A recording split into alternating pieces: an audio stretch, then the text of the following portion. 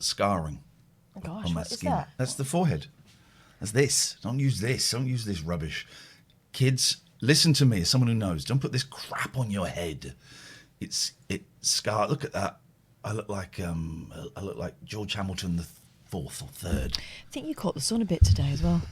I will catch the sun in your eyes as we make love in the midnight skies. How's that going to work? Whoa, everywhere in the world, raise your hands to a boy and a girl.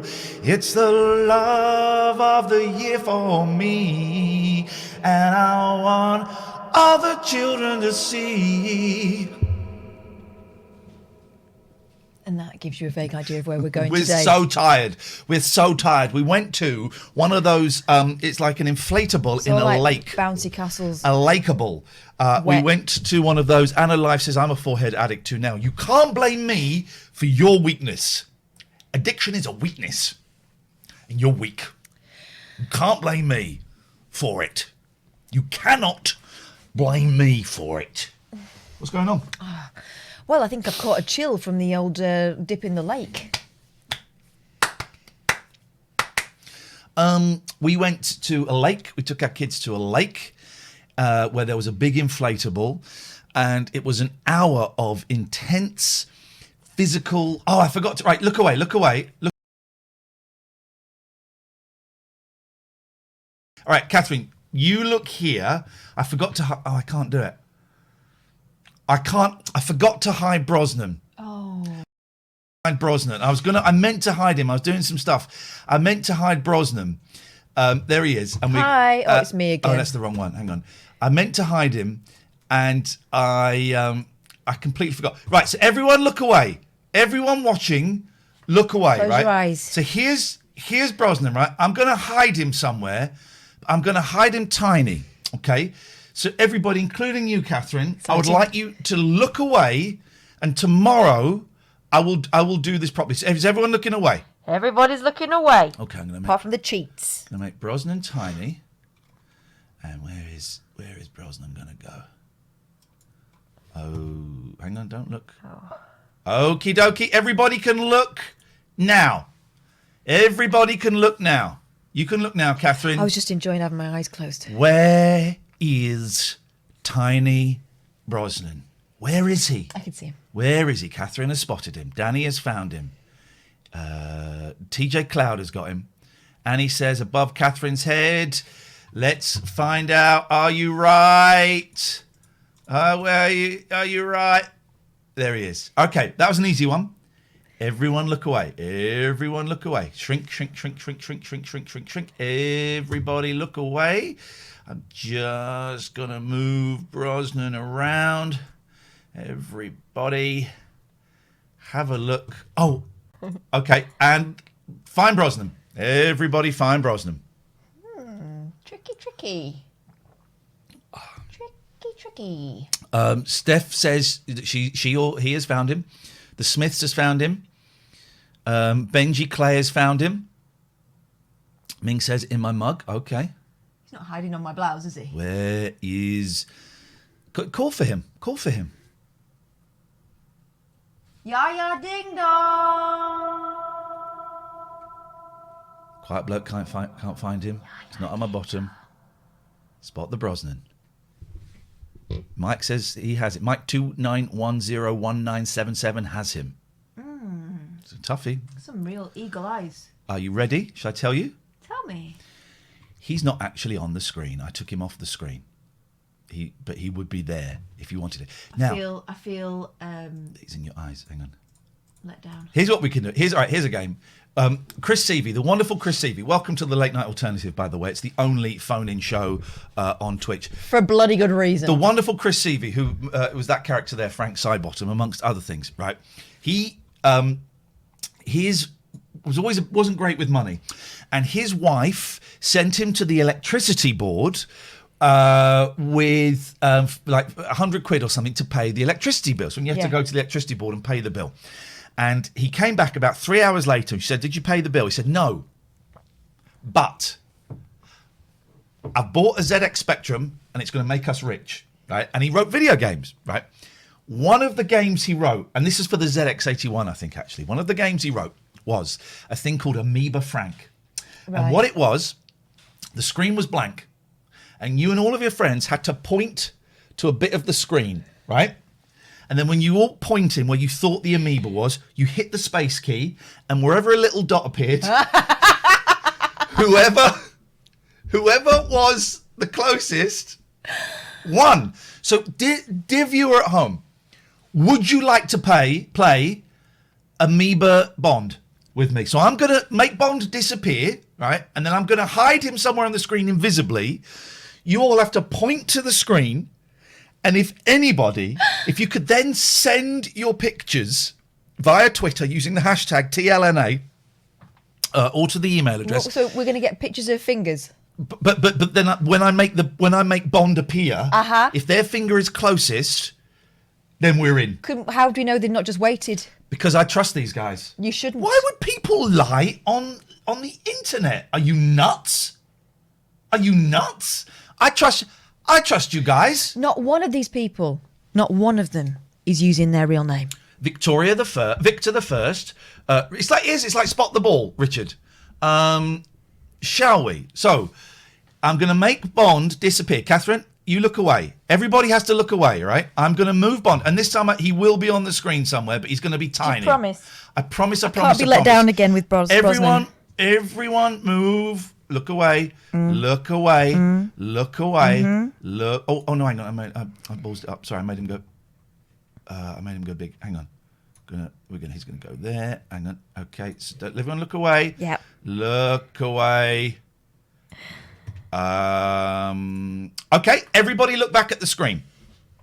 Now, you have got 15 seconds to point to the screen, and then I'm going to reveal James Bond, Amoeba Bond. You can point, okay? And what I want is if you think, and please don't mess around a lot, otherwise this whole opening 10 minutes is meaningless. You're cheating yourself. Yeah, exactly. So what I want you to do is get your phones ready if you can, or a camera.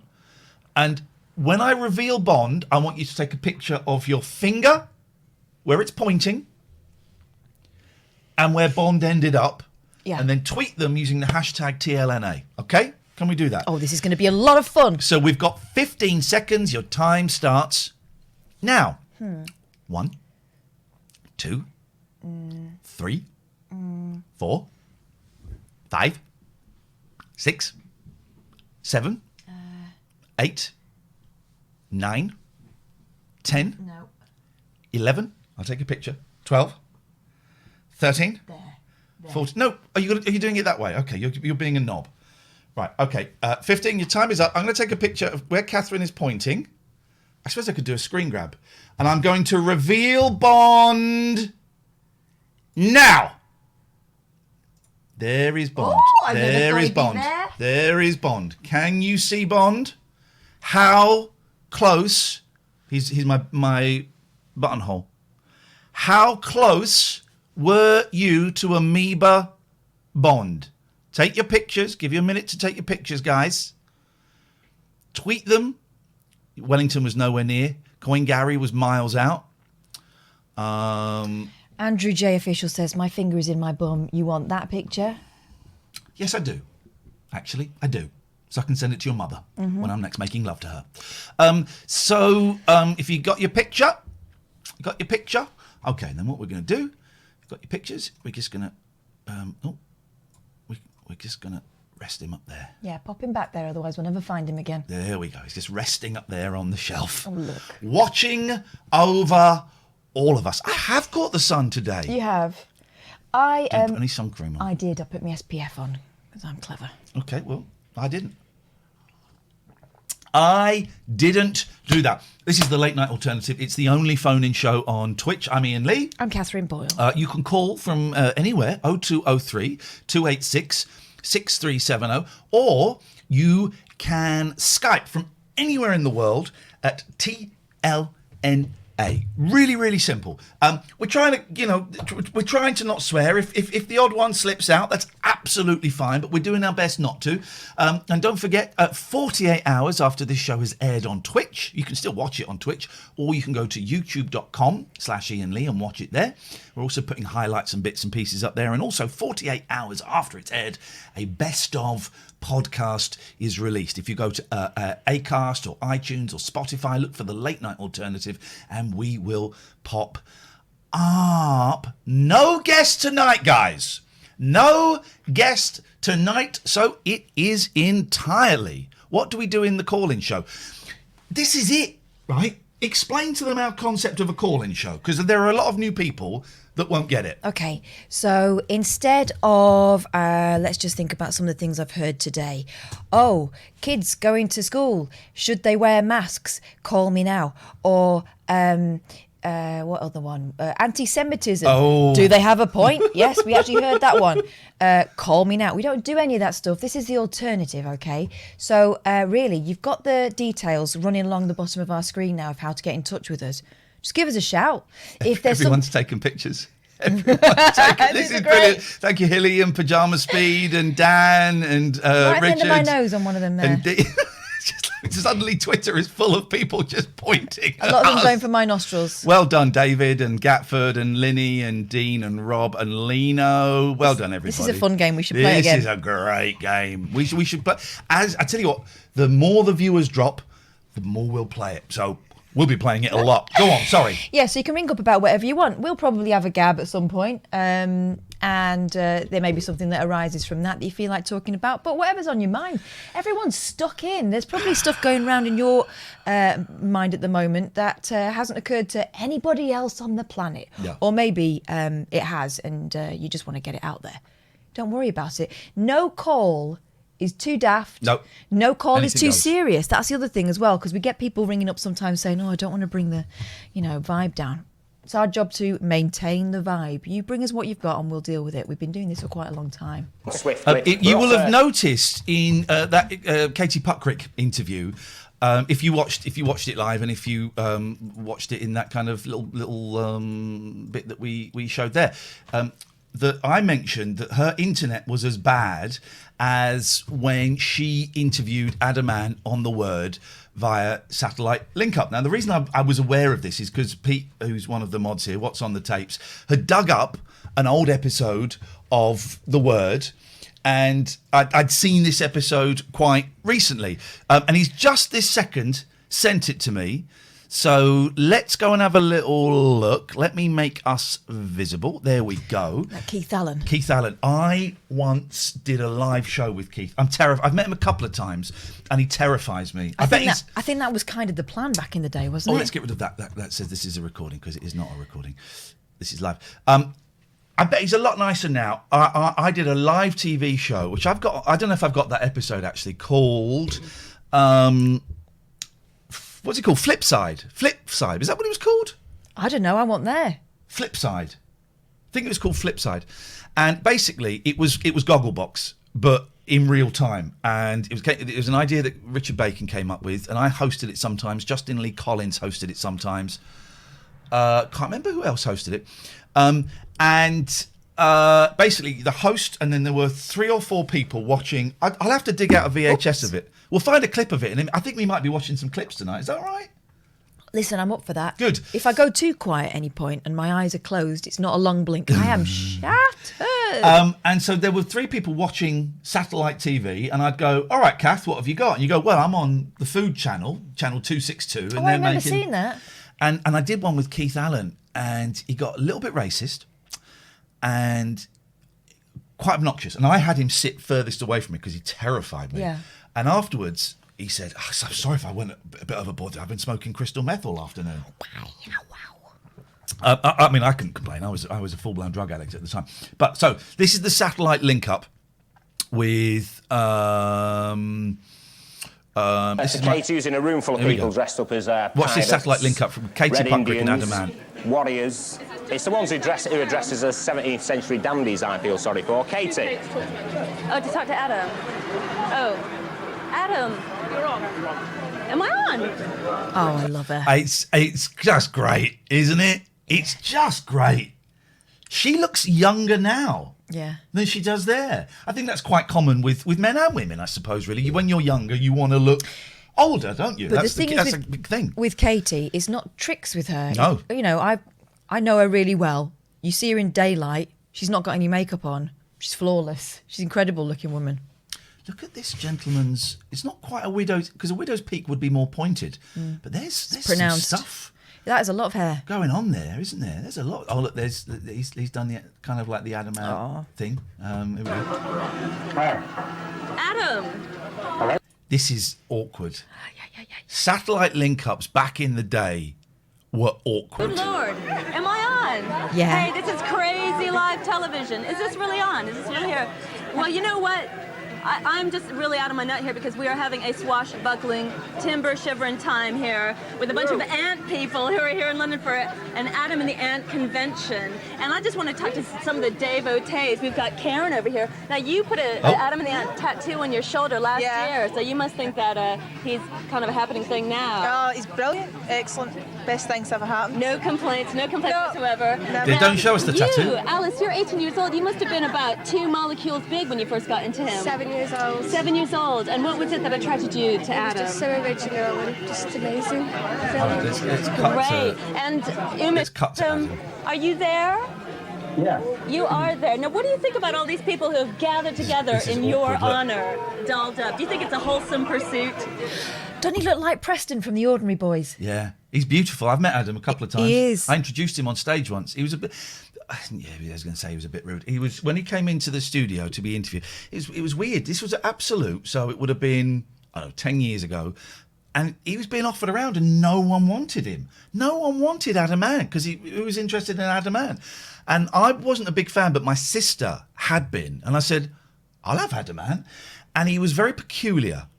Very nervous. We kind of had to play the star game with a little bit here. He wouldn't come into the building until Eloise, my producer, went up and greeted him.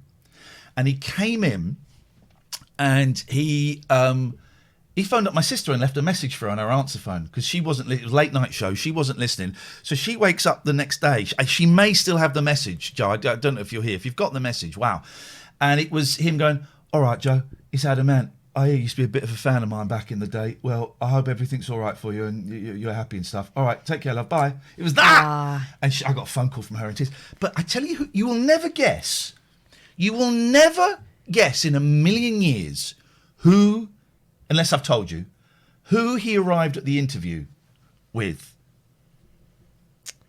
This person had recently, 6 months, a year prior, been involved in a big scandal. And she kept saying in the break, "If you want to ask me about the big scandal, you can do." I'm thinking, I'm not interested. No, I don't know. Andrew Sachs's granddaughter. Oh, yeah, right, okay. Who, of course, was the one of the victims of Russell Brand's and Jonathan Ross's bragging and, that horrible phone call. But she was there and wanted me to talk about that. And I was thinking, I want to talk to Adam Ant. I'm not really. Oh, look. Oh, no. Oh, is Joe there? No, she doesn't have it, but she's still got the signed book and T-shirt. That was pretty amazing, wasn't it? Of all the things, getting and he was because he obviously he's bipolar and he has he's not been very well. And this was maybe a few years after he'd been in hospital for his mental illness because there was the whole incident, I think, with a gun and stuff. And he was obviously a very fragile, sensitive gentleman, but I loved him. I thought he was great. And I think he came on the show twice. And then he asked me to introduce him on stage at the Garage in London. And I did, and he was a bit rude to me at that. But I kind of accepted it because I know I wasn't the focus of his attention then, and it was, he's not very well, and it's Adam bloody Ant. It's Adam Ant. Yeah. Anyway, wow, here's the bad satellite link up. So she's just asked him a question. I mean, it's an ambitious thing to do, right? Yeah. So she's on a boat full of Adam Ant fans. Yeah. He's not there. Yeah. She's looking at him on the portable that they brought in from Mum's kitchen. Yeah. And they're surprised that it's a bit clunky. Okay, let's go for it. I'm very flattered, What can you say? Some of these it feels great, some of these people, Adam, have come from as far as Denmark to see you.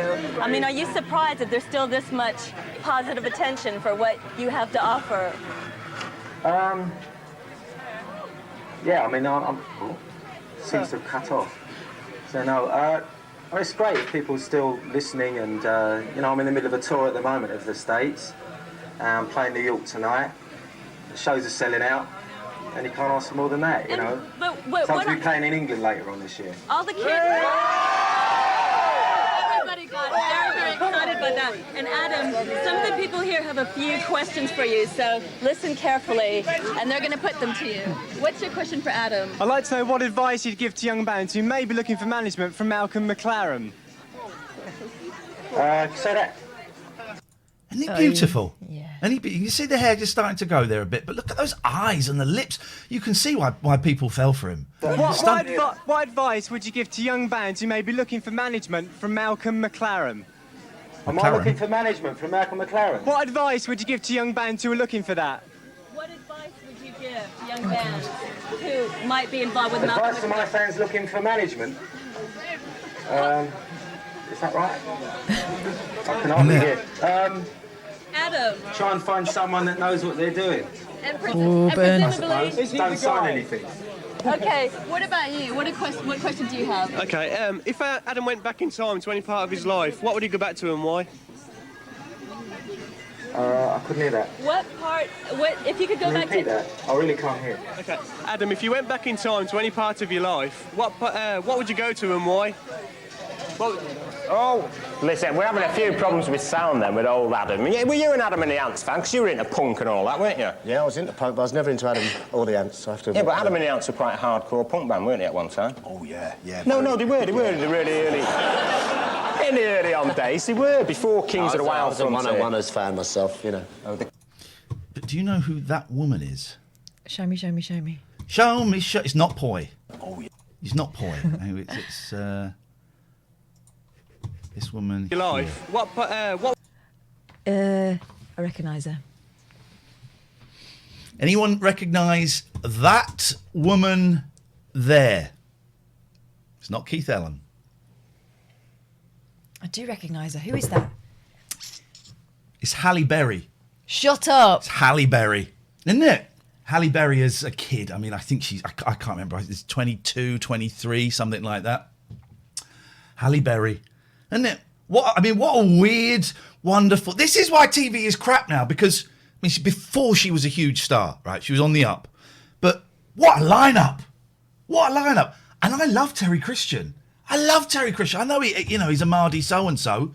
No, because he's a Mardy so-and-so, I love him. Absolutely love it. He doesn't give a stuff. It's not like he's changed, is it? No. This is the point. We had him on the 11 o'clock show, actually, and he was a little bit troublesome. I don't really remember it, but I think he was a little bit tricksy. But great, good. Be tricksy in an environment like that. That's what we want. It's exactly what we want, guys. 0203 286 6370 is the telephone number. We had a phone call and a voice message. Let's see what they had to say. Hang on, here we go. Well, they didn't have anything to say, so why don't we give them Maybe it's someone asking a question for Adam and the Ants. Could be. There we go. Let's turn this down a little bit. If that was you, we're ringing you back. Hello? Hello, you. We missed your call. What did you want to say? Oh, I just wanted to say, that it's a brilliant show, and I'm so upset that you're not on the radio anymore. Oh, we're not. Well, I'm glad I'm not on that radio station. Well, I don't know if I can say that. I miss the radio because I'm an old man and I feel. Yes. What do you mean? Yes. No, I've just come out of prison, and I'm not being funny, right? You kept me sane for the whole time I was in there 4 years. What are you in there for? If you don't mind me asking. No, I'm not going to tell you. Okay. But all I'm going to say right here is I'm a transgender. I went through transitioning in there. Oh, blimey. And your show kept me... You were so funny. How long you been out? About a week. Oh, man, what a time to be released. Early door, out from, one prison into another prison that is lockdown. How are you finding it? superb. And just to let you know, right, if it wasn't for you, I wouldn't be here now because of all the hard work you've done with mental health and all that. Hey, nice one. What name do you go by, stranger? Sophie. Sophie, I'm going to add you in. Sophie. So next time you call, we can just go, hello, Sophie. There we go. Weird kid. No, I love it. I'm so glad that I've contacted you. Yeah. If you ever want to just call me up, just do it. That's not going to happen. Are you going to be good from now on, Sophie? Excellent. Yes, I am. No more naughtiness. No more naughtiness. This is why I'm out, because I've been given the chance, and in December, I come off licence anyway. Okay, good. I don't want to read that you being naughty, Sophie, but you know what? I got the vibe from you. You've learned your lesson.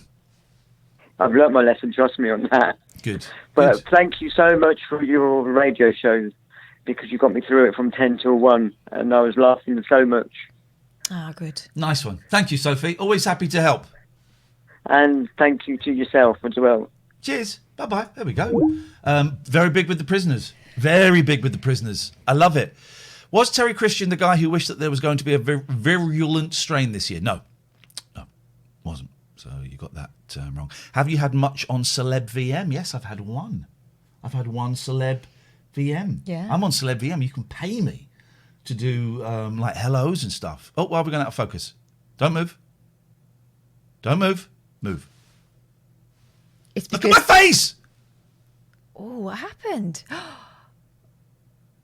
What magic is this? I've turned into Twitchy the Tramp. What's good?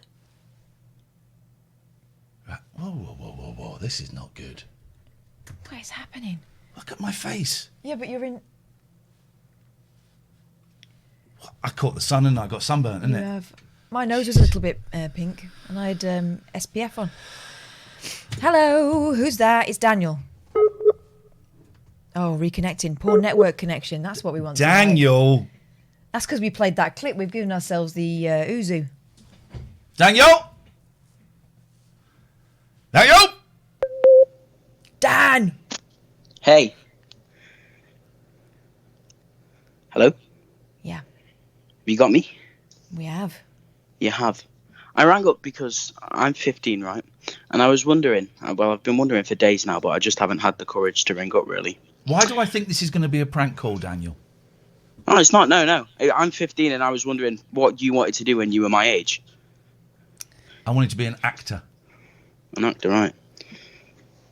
Well, what about you, Kath? I'm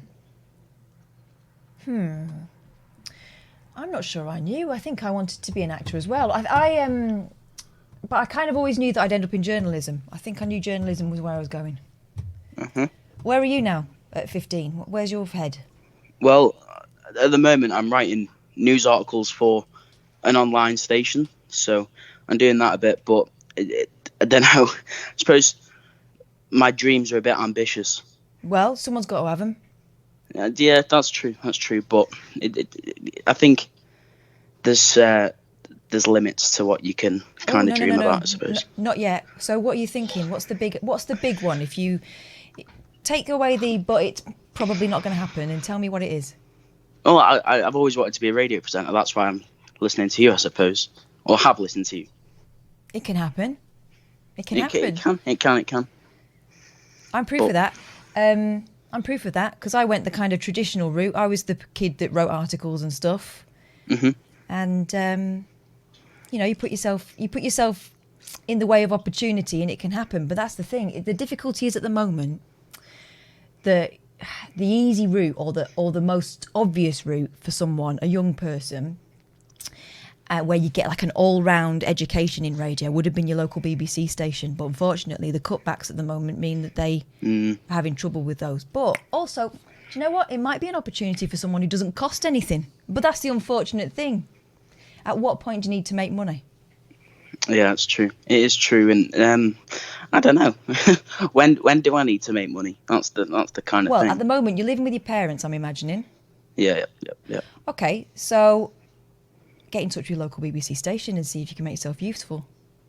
Yeah, Or just a local station, I suppose. We've got a few local stations. Yeah, do you know what? The local stations, I know it doesn't sound very glamorous or anything, but you get more opportunities there because they need all hands on deck. Yeah. So you go in there and make yourself useful, make yourself available. You can be there at the weekends, you know, whenever they want. You can, you know, you don't mind brewing up and all that sort of stuff. If you're the guy that's there, you're the guy that'll get the opportunity. I think it's still possibly the best way in. And yeah, it's that, but I believe that radio, I don't know how long it's got left. It's dead. Radio's dead. It's over. It's always going to be good. It's always going to be a good experience, though. Because the thing is, right, there are a lot of kids at the moment. We have a lot of conversations with young people who say, I really want to get into radio, I want to be a presenter. And you say, well, okay, well, what have you done? Yeah. Nothing. If you can say, I've done this, I've done that, I've been there, you know, I work weekends for however many months and I know this person, that's something more than the kid next to you. Definitely, yeah. Well, and thank also, you. if you hate it, you know it's not what you want to do, you can tick it off. I suppose that's the side of it as well. Yeah. Yeah. Well, I'll give it a try. I'll give it a try. You know, I've been telling people not to bother because, you know, they're cutting back, but actually, it might be prime time for someone who's trying to get in. Yeah. I'll contact a few stations there. Yeah.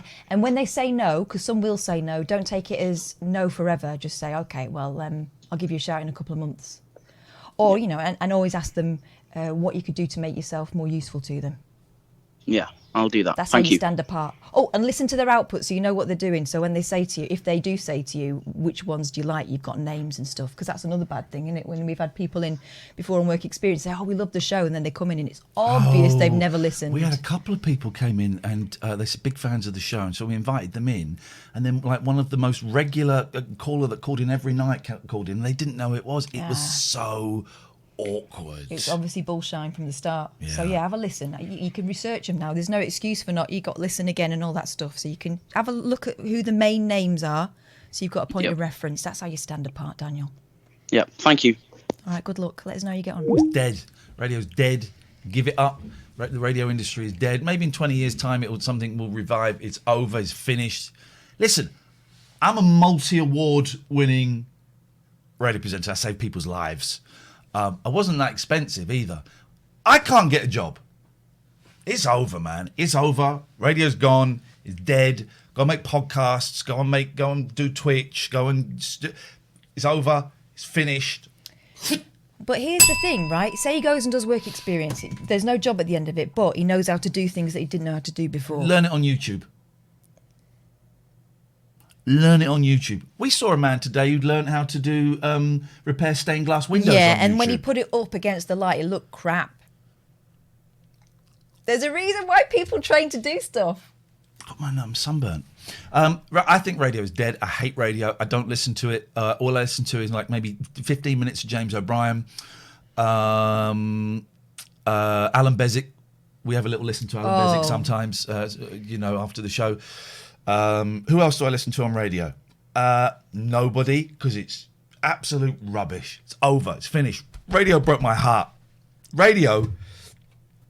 I love radio, and it broke my heart. It cut open my chest and took a dump in there, then sewed it back up. And now I've got festering feces where my lungs used to be. Radio did that to me. It's over. It's finished. It's gone. It's dead. I don't want any radios in this house. They're pieces of trash. Oh. Pieces of trash. You're starting to sound like Carrie's mum. No more parties for you, Carrie. Well, if I get covered in a bucket of pig blood, that'd be better than working on the radio. I want the whole prom laughing at me covered in pig blood rather than go on the radio. It sucks. Radio is bums. And I ain't eating. Hate it. It's tricky. It's a tricky business. O'Brien doesn't need callers. He is the monologue king of boring. Why does he get so many callers then? And how do you know unless you listen? What if radio was a pig's vagina? Matty, you're lucky you're a mod, otherwise I'd time you out. If 5 Live came calling, no, because I did a gig on 5 Live. I did their overnight show, and they told me I was putting too much personality into it. Well, that kind of put you off because you were leaning towards wanting to go that way. That was the plan. Go and do a local radio, and then get into 5 Live, and then I did it. And I hated it. Preferred local radio. I preferred local radio. I was so miserable. It was awful. Look at the size of this comb that I bought. Yes, that's a huge comb, right? No. Is it not? No. I always get confused. Careful. Why? Because you've got a burnt head. You might take your forehead off with that. Look at that. What do you mean look at that? It's hot. I'm hot. I always get confused when I don't look at the reflection. There we go. Oh my God! You brushed the beard. What do you? You've never seen that before? I've never brushed my beard. No. Well, you should. It looks bloody awful. You've never seen that before. Of course you brush it. Look, and then look how much. Of course you brush it. Otherwise, it's this, right? You don't brush it, right? It's that, right? What a mess. A blessed. What a mess. Mm-hmm. Just. Few got parting. Simple. Of course, I've got a part in. Of course, you've got a part in. Otherwise, you've got a Hitler. Why are you so furious? I know why. Overtired. Overtired from scrambling about today. Look at that beard. Hang on. No. Don't. No, we're not brushing past this. Look at that, man. A little trimmage there. It's fine. Look at that sunburn there. I look like Adam Ant in negative. Do you remember when we arrived at that thing today, though? Oh, we made a mistake. Oh, yeah. When we pulled up in the car park, so it's kind of on, like, off the beaten track, isn't it? Yes. Because, Top secret location. That's where they keep lakes. Yep.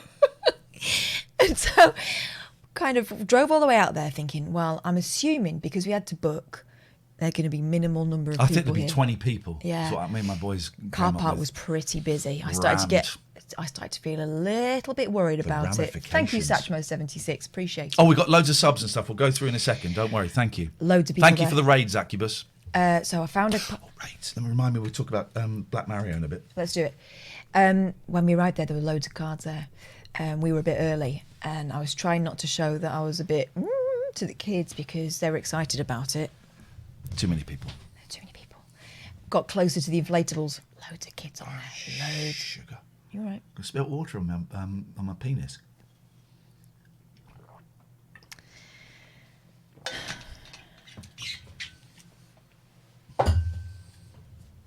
So then Ian arrives, and we both look at each other like, you actually said to me, are we part of the problem? Yeah, I thought we were going to be like basically having a Corona orgy. But then as we got closer, what they'd done is they'd split this water park into, you had an hour, and you had a smaller group, and you had 15 minutes, and then your group moved, and it all kind of moved around. So it wasn't that bad. But yeah, I did look at it and think, nah, I don't know. But it was good. It was good fun, but it was knackering. We were in wetsuits, and let's just say, we went last year, and boy, oh boy, lockdown has changed my bendiness and my belly has changed a lot. But it was wicked, and our kids really get on, don't they? It's odd. And our youngest are almost the same person, and our oldest are the same person. They're basically from the same factory, from the same batch, by the looks of them. Let's do some of these. Andrea B, you've just gifted 5 subs. You are deliciously wonderful. Thank you so much. We just had Satchmo. We had the raid from Zacubus. Dijon CS, thank you for the sub. Kowalski Man Down. What's that from? That's from a film. Kowalski Man Down. What's that from? That's from something. Is it like Full Metal Jacket or something? Eve Florence, thank you for the bits. Katie, thank you for the bits. Cole9785, you brought great glory to the 9785 family. Oopskar, thank you for the sub. Happy Shrapnel, thank you for the £3 for a cheap coffee. All the hosts, thank you. Ono Pordum, thank you for the subscription. Thank you. Listen, this is new. This is week 2. I was disappointed because week 1, 4,500 viewers. We're on the front page. 773 viewers now. But then I told my boys, and they went, that's still really good. So I'm a little bit more impressed. But there are lots of ways that you can support the show. One of them is if you want to advertise with us, and I think we might have a full house next week. You can buy it in like chunks of a week, or buy it in a month, or however you want to do it. But if you want your name and your company mentioned in this show, then get in touch with me, please, or us on the email that comes up on the screen, gelaw.co.uk. I have seen on Twitter that Richard Gregorian of Gregorian Emerson Family Law Solicitors has helped two people that are watching this stream. You know why? Because he has a unique psychological and legal approach. He sees the big picture. He doesn't pit people against their exes unnecessarily. He acts for as many mums as he does dads. He's just brilliant. What the heck? That is outrageous behaviour. Big up the Gregorian. Whoa. It's not that loud. It's no louder than this. No, but I've got water in my ears. Pardon? I need them plunging. We'll read another Gregorian testimony later on, but he's cool. He's really great, and I saw a couple of people on Twitter reach out to him today, and he helped them out. So thank you. gelaw.co.uk. You can just give him a chat, a phone call, quick chat. Give him a chat. Just like these guys and gals and cats at SommersWasteSolutions.com. There's the phone number, there's the website, there's the email. Catherine, talk to me about these guys, and we'll read out a testimony from them later on as well. Family business, they're really proud of what they do. As they should be. They can cover the whole country, and we're talking about waste solutions, whether you're a big company or a tiny company. If you just want to skip, they can sort you out with that. They reckon if you give them a call on this number, 0333 577 sorry, I didn't realise you're reading that. 7442, I'm moving it around. And have a chat with them. They can either better the service you're getting already from an existing company, or definitely sort something out for you that is going to save you money in the long run. Money, yeah. Sort out your green credentials, get you through kind of a lot of the legal hoops that people need to jump through these days. I'm Bob. And generally make you feel better about waste. If you don't come to Sommers Waste Solutions, who's going to feed me? Says Bob. Poseidon Safety Management don't have a cat. They got Zeus the dog. Look, I set him up in action poses. Gosh, look it's at like the beginning of Heart to Heart or Dallas. Zeus was a rescue dog, and now he's one of, a team of dogs. They're the largest supplier of guard dogs in Devon and Cornwall. They recruit people from the Devon and Cornwall area, because you'll know if you live in those two counties that there are roads there you would not know about unless you're a local. Every night they have dedicated, hardworking professional teams out patrolling businesses. They'll have people doing it right now. Responding to burglar alarms, and above all, helping to work for a safer Devon and Cornwall. With all of these companies, there's a phone number there, 01208 455 245, Poseidon Safe on Twitter, Poseidon Safety on Facebook. If you're in Devon and Cornwall, you've got a business, or maybe you're feeling your street's not as safe as you would like it to be, get in touch with these guys, right, and have a chat with them, and it will be lovely. And if you want to advertise, if you use any of these, if you make a phone call, do let them know where you heard about it from. If you've got a business and you want to advertise with us, you get a mention every hour during this show. You get a briefer mention in the podcast, and we'll even do I'll do a couple of tweets each week as well, just pointing people in the direction of your company. LateNightAlternative@gmail.com. That's the place to go. Charlie2982 has just subscribed. Thank goodness. Mushy peas. Yes. I wondered where Charlie was. Yes. Thanks for joining us. So what some of you won't know is at the end of the show, and if someone can find the clip of just before it all kicked off on the raid last night, just before it went psychedelic, right? That would be great if you could post it. Gmail, Dan, because we're doing this off our own bat, and that's all we got, I'm afraid. And I wouldn't trust you. Someone said that they'd set up. Because this is latenigtalternative@gmail.com, right? Right, yeah. Someone said, I've set up the latenigtalternative@gmail.com, and if anything gets sent to me for you, I'll forward it on to you. What a bizarre way of being helpful. I mean, I think we appreciate that. I think we appreciate it, but it's weird. So at the end of the show, we do a thing called a raid, right? Which is where it's a really great way of finding new content, new users, people that you might like. Okay, and I generally find someone, and thank you for the subscription. I generally find someone who I've never heard of and who has like 1 or 2 viewers, and it's really, really nice. And we just dive in, and if you like it, it's a great way of finding someone new and whatever. But there's a guy that I've been following for a while. I really like, called Black Mario, and I've been waiting for him to stream while we've been on. He does it at different times because I wanted to raid him because he's brilliant. He dresses up. He's a black fella. He dresses up as Mario, and he plays. I think it's just Nintendo games primarily. And I'll tell you more in a second. Hello, Finlay. Hello there. Just saying that was me who set up that email address. Oh, Catherine, talk to him. What for? Oh, she's in combative mood, Finlay. No, I'm just asking. I was just sort of thinking, like, I was wondering if many people would get that email address wrong. So I just set it up just randomly, and I think it's had 2 emails so far that I forwarded over. But you've made yourself a job there, because if you hadn't have done that, their emails would have just bounced back, and that would have been the end of it. Now you've got to monitor it, Finlay. Yeah. I deliberately, I could have called it the Late Night Alternative, and it's a Gmail address. I know, we'll sort something else out. We could have called it and I just thought, well, that's one word too many, even though it's the title of the show. I just thought, that's long. Now we're getting long. Who are I don't know if I want emails from people that are too thick. No, I think it's a good way read that. of sorting the wheat from the chaff. But, I think it was a kind thing to do, Finlay. I just wonder whether you'll live to regret it. Have you had any abuse? Because we have. Oh, we've had some corkers. We've had some abuse. Here's a deal. Why don't... This is it. Helena Leon is right. When this becomes a huge success, he's going to sell it to us for $1 million. He's going to sell us that email. We're going, please, Finlay, please give us the Late Night Alternative at gmail.com. No, I gave you the chance. You got to give me. You got to give me $1 million. Mm-hmm. You got to give me $1 million, and then you can have it. But I can't remember the point I was making. But whatever it was, I think it stands valid. So there. Here we go. He's forwarded one.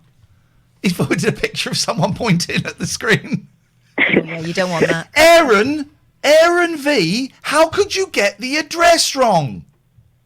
How could you get the address wrong, Aaron V? For crying out loud, buddy. Get my computer. Finlay, I would like to apologise for any snark that we may have given you. Don't apologise for me. I'm not apologising for you. I'm apologising for us. We. Yeah, exactly. I'm apologising for the Late Night Alternative. I'm not apologising for Catherine Boyle. I wouldn't want to, because I'm apologising. If you want the merch bag, tlna.co.uk. Good. I'm apologising on behalf of the show, Finlay. No problem. His heart is broken. It's not. It's fine. All right. You're a good man, Finlay. Thank you very much indeed. I appreciate that. Someone has sent... Oh, this computer. What is wrong? Well, of course, the cursor's not working. I'm going to have to bash it. I've tried all the hold control and all that thing. Do you know what works? Me losing it. There's a loose connection, right? There's a loose connection.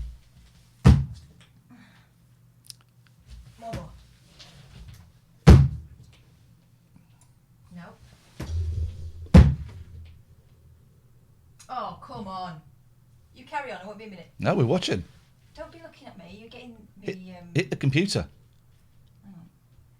This is my YouTube tutorial. I followed all of them to try and get this thing to go, but apparently it's the unique shape of the Apple MacBook Pro, whatever it is. Means that you get a loose connection. Here we go.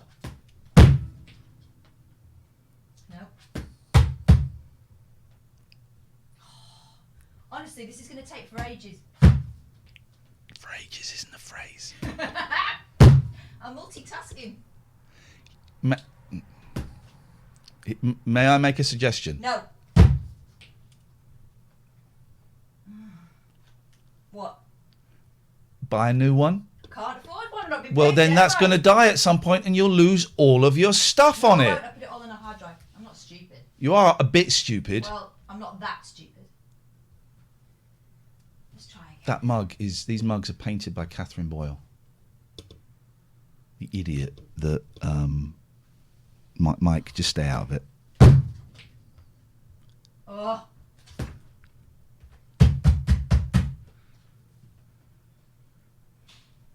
Okie dokie. This normally doesn't take this long, but obviously I think it's you lot putting yuzu on it. You carry on. Oh God, I'm carrying on. Look, it's a little bit tricky. Ah! There we go. It worked. See, as long as when you lot stop looking, it worked. I've got a bit of a sweat on now. Look at all the bits. This is great. Vox has sent in 400 bits. You can have enough to buy a new computer soon. Thank you, out of Vox. bits. Thank you, Vox. Oh, yeah. I'm going to take my jacket off, actually. It's getting a bit hot, isn't it? Oh, dear.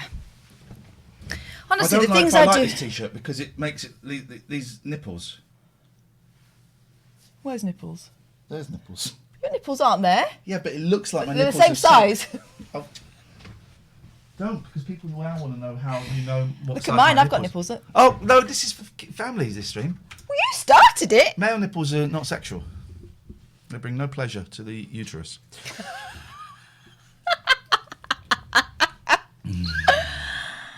Oh, dear.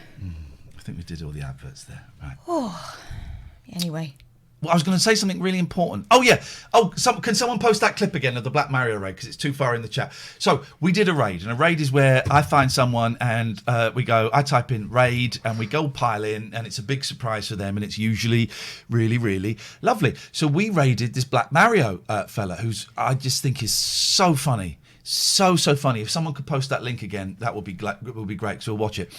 I think he's so good. And for some reason, he gets like 25 viewers or something, and I think he's flipping brilliant.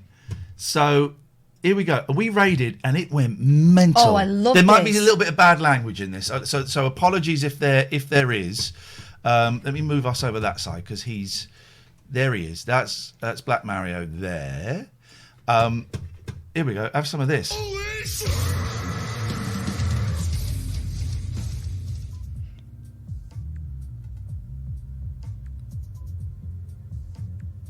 You son of a... Welcome to the shit show that is the Black Mario Show. This is because so many people raided. The screen goes mental. We gotta talk, brother. Hey, welcome to can we the get shit some show up in the that chat? is Hey, we the gotta Mario Show. These people are animals. They will eat me alive if I stop the first race of the stream. They will eat me alive. To the We shit gotta show do that some is things. The Black Mario Show. But I got a race that I gotta get to, and then I'm gonna get to all you crazy sons of bitches. Where's the bit? Hey, what I'd love chat, is the please? bit where it goes. It starts to go really psychedelic, and the hype train kicks in. Look at this cat, and it just. Raided us. How you do me like that? To the shit show that is the Black Mario. We've got to be careful. Show. I don't want too many swears. Okay, we've got to be careful. I don't want too many swears. But it was a joy, man. It was a real... Laura's here. Laura Sometimes, who we raided the other day. And that's the nice thing about it, right? You know, what we talked about our radio show. If you ever listened to it, a lot of it was about building a community of which you were... But if you listened, you were very much a big part of it. But the rest of the station and the rest of radio is just horrendous. It's just horrendous. But on Twitch, you get to build the community again. And somebody like Laura Sometimes, who we raided the other day, she's this, I don't, have I got this right, Laura? You've not been, if you want to Skype in, by the way, you'd be very, very welcome. You've not been doing it for too long, if I remember correctly. I might have got you confused with someone else. It builds communities around these streamers, and some of the communities are 4 or 5 people. Mm-hmm. Some of them are 855 people. Some of them are like 7,000 people. And it's just wonderful. And the beauty of Twitch is there are some really niche bits. Here we go. This is the hype train. I love the hype train. This is where it kicks off. So this is still Black Mario's channel. It goes insane. So this is because we've raided him and he's just got a load of follows. Laura, whenever you're ready. Thank you. You got to show this to your mum, to your kids. Oh, they'll love it. Look at him. I think that may have been live, his dance. Yeah. We were watching this. Oh, you can't see it. Oh well, we enjoyed it very much. Trust us, it was good. Here we go. Let's try again.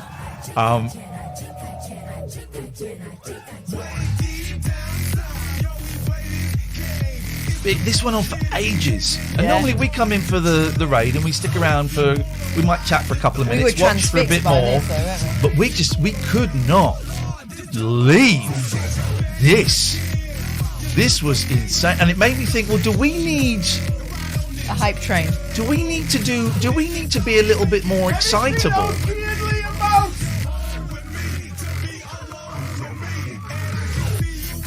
Look at him! I love him so much. I can't wait for COVID to be over. I'm going to go around his house. I'm going to pop up on his stream, whether he wants me to or not. It is happening. Look at that picture. You look cool. That picture of you. Look. I was cool once. Okay. Isn't it nuts?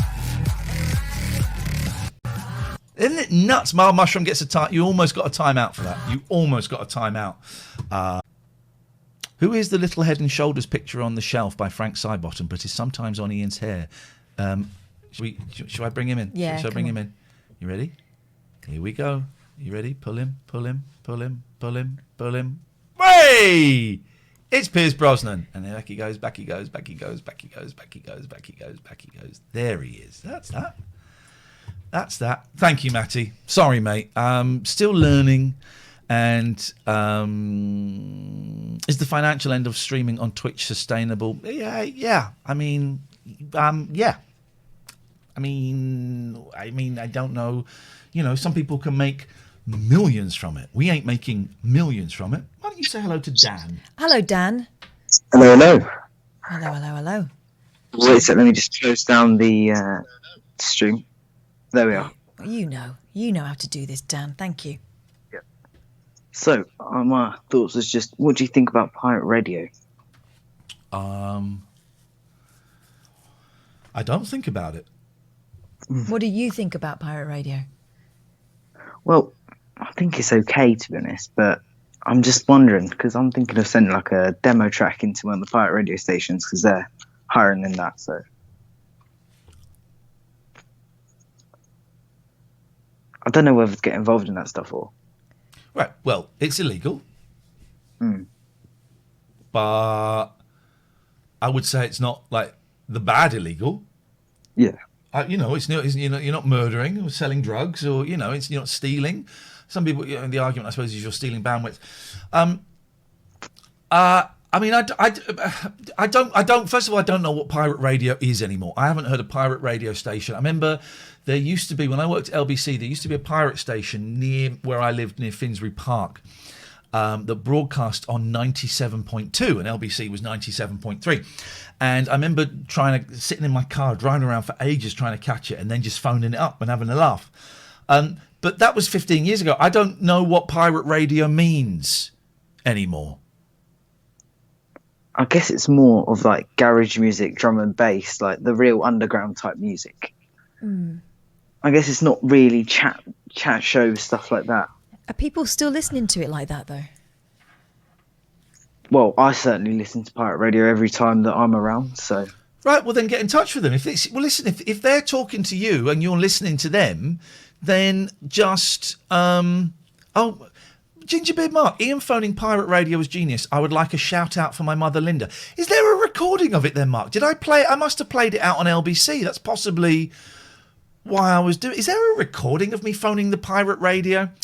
Well, listen, if they're talking to you and they are a voice that communicates to you, well then get in touch with them and try and see if you can be part of them. Yeah, because I think it is actually quite safe, because they've been going on for at least about 15, 20 years. I mean, I don't know what you mean by safe. You don't mean wicked. No, as in like not getting caught, type safe. Listen, I have to be careful. We can't obviously condone any illegal activity, and I certainly can't tell you how to break the law. But I mean, I think for you get caught for pirate radio, I would imagine it's stuff confiscated and a fine first time, probably stuff confiscated and a fine second time, and then bail out then, because the third time's probably a prison sentence. But it should be. This is why I was saying radio was dead to the other guy earlier on, right? Because radio should be exciting, and you should feel like, as a listener, that you have found your secret show, right? That no one else in the world is listening to, just you. And I think that me and Catherine created that to a certain extent on Talk Radio. I know that I created that to a certain extent on Absolute and LBC. I know we created it to a bit on Talk Radio. I don't have that anymore. I don't have anything I can listen to where I go, ooh, this is mine. They are talking to me. There's nothing for me. If there's a pirate radio station that you feel is your window on the world, then do it. Send them an email. Phone them up. Yeah, do you know what I think I will? So, yes. Cheers for that. Do it, man. Let us know how it goes. Yeah, of course. Thanks. Take care. Bye-bye. If there's a recording of me phoning up the pirate radio, I think the joke was I would go, hello, yes. Could I get a shout out, please, for my mother, Linda, if you wouldn't mind? And I think that was the gag. What's illegal about it? Well, you're not allowed to broadcast on the FM without a license. That's it. That's the law. Is there a danger you're interrupting, like, emergency services, signals and stuff? No. No? Don't know. That's why those laws are there, though, isn't it? Because everything's allocated. Could be. Yeah, it could be. Yeah, I am sunburnt because we went swimming. I think this show is way better with just calls and chatting and no interviews. Well, good luck tomorrow. Who we got tomorrow? Rufus Hound. Yeah. Jolly Bishop, I kind of know what you mean, right? As a purist, I don't like other people's podcasts when they get guests on, right? Unless it's a podcast that I'm specifically listening to because each week they have a guest, and I like what that guest is talking about, who the guests are, right? One of my favourite podcasts at the moment is Beatles Pod, right? It's brilliant. The Pirate Radio Call is on YouTube. Can you find it? Because I'm a bit busy. And I love Beatles Pod. It just really dissects a weird, or it really goes in for the micro of a particular Beatles thing that you perhaps haven't thought about. And a few weeks ago, they had what was the guy's name? He kept saying, instead of walrus, he said walrus. I am the walrus. Who was it? It was Robin Hitchcock. And I listened to the first 10 minutes. I thought, this isn't for me. I don't like this. So I stopped listening. So I know what you mean, but a couple of things. I think the guests that we have had and the guests we have coming up, Gail Porter, Rufus Hound, Dick and Dom. Yeah, we don't get people Craig on just for the sake of it. We get people on that we love, right? Joe Bowers, thank you for the bits. We get people on that we love. So I think you get a better quality of interview. Stephen Page yesterday was just... They're not really interviews, they're sort of chats, catch-ups. Catherine and Katie talking, I could have listened to that for hours. Well, you could have, we would have. But also, have we had any, we haven't had many phone calls for the last 20 minutes, and it's 3 hours. Mm-hmm. Also, we're still working out what this is. Yeah. And we probably won't ever, because that's the point. The things that we do kind of go through phases, don't they? And when we get too comfortable in things, when people, listeners or viewers, come to expect certain things, we like to change it up. So, yeah, if there's a bit you don't like, you can be assured that within 5-10 minutes, there'll be something you do. Emma Kennedy, yep, she's going to come on. Imani's going to come on, but I just have to make her. I've just got to get a contract drawn up that says every time she swears, I get $1,000. I just have to make her no swear. But Imani's will come on, I'm sure. Right. So okay, I think this is it. Someone's found it. Here we go. Okay. Oh, speaking of other stations, it's kind. Speaking of a very wet mouth. So this is like 15 years ago. Were you smoking 16. then? Just stopped. I'd stopped. No, right. I wasn't smoking now. Right wet mouth. Mm-hmm. Right wet mouth. End of a segue. We've had a lot of complaints about pirate radio stations. That because that was it, because they were broadcasting on... I'm probably about to say what I'm about to say. They were broadcasting on a very similar frequency. Interfering with the broadcast of this. I personally have ignored those complaints. Sure, we pass them on to the relevant people when we can be bothered. But it's never affected me. 15 years later, nothing has changed. Nothing has changed. Apart from those guys still work there. Yes, As I have digital radio, and I have a strong reception in my area when I drive around in my car. On Friday, Agent Chris and I went to Walthamstow to see the Kiss tribute band Dressed to Kill. Excellent stuff. That's true, actually. We did go and see Dressed to Kill. Is that the one featuring that guy we ended up working near? Oh, yeah, the drummer. Yeah. Ian Danter on the drums is Peter Chris. I got up on stage. They said they got me up on stage to sing, but they got me up on stage to sing an 80s Kiss song. I don't know 80s Kiss. I only know 70s Kiss. So I'm singing loud. I want to hear it loud, right between the eyes. I don't really know it. Yeah. I was wearing a blazer then as well. Probably wearing that jacket. I would have been wearing that jacket. Wow. This is what's happening on this show, right? I would have been wearing that jacket. We keep coming full circles. If you were watching last night, you'll know that there were a few little things that clicked into place. Freaky shiz. Get Dan Wootton on.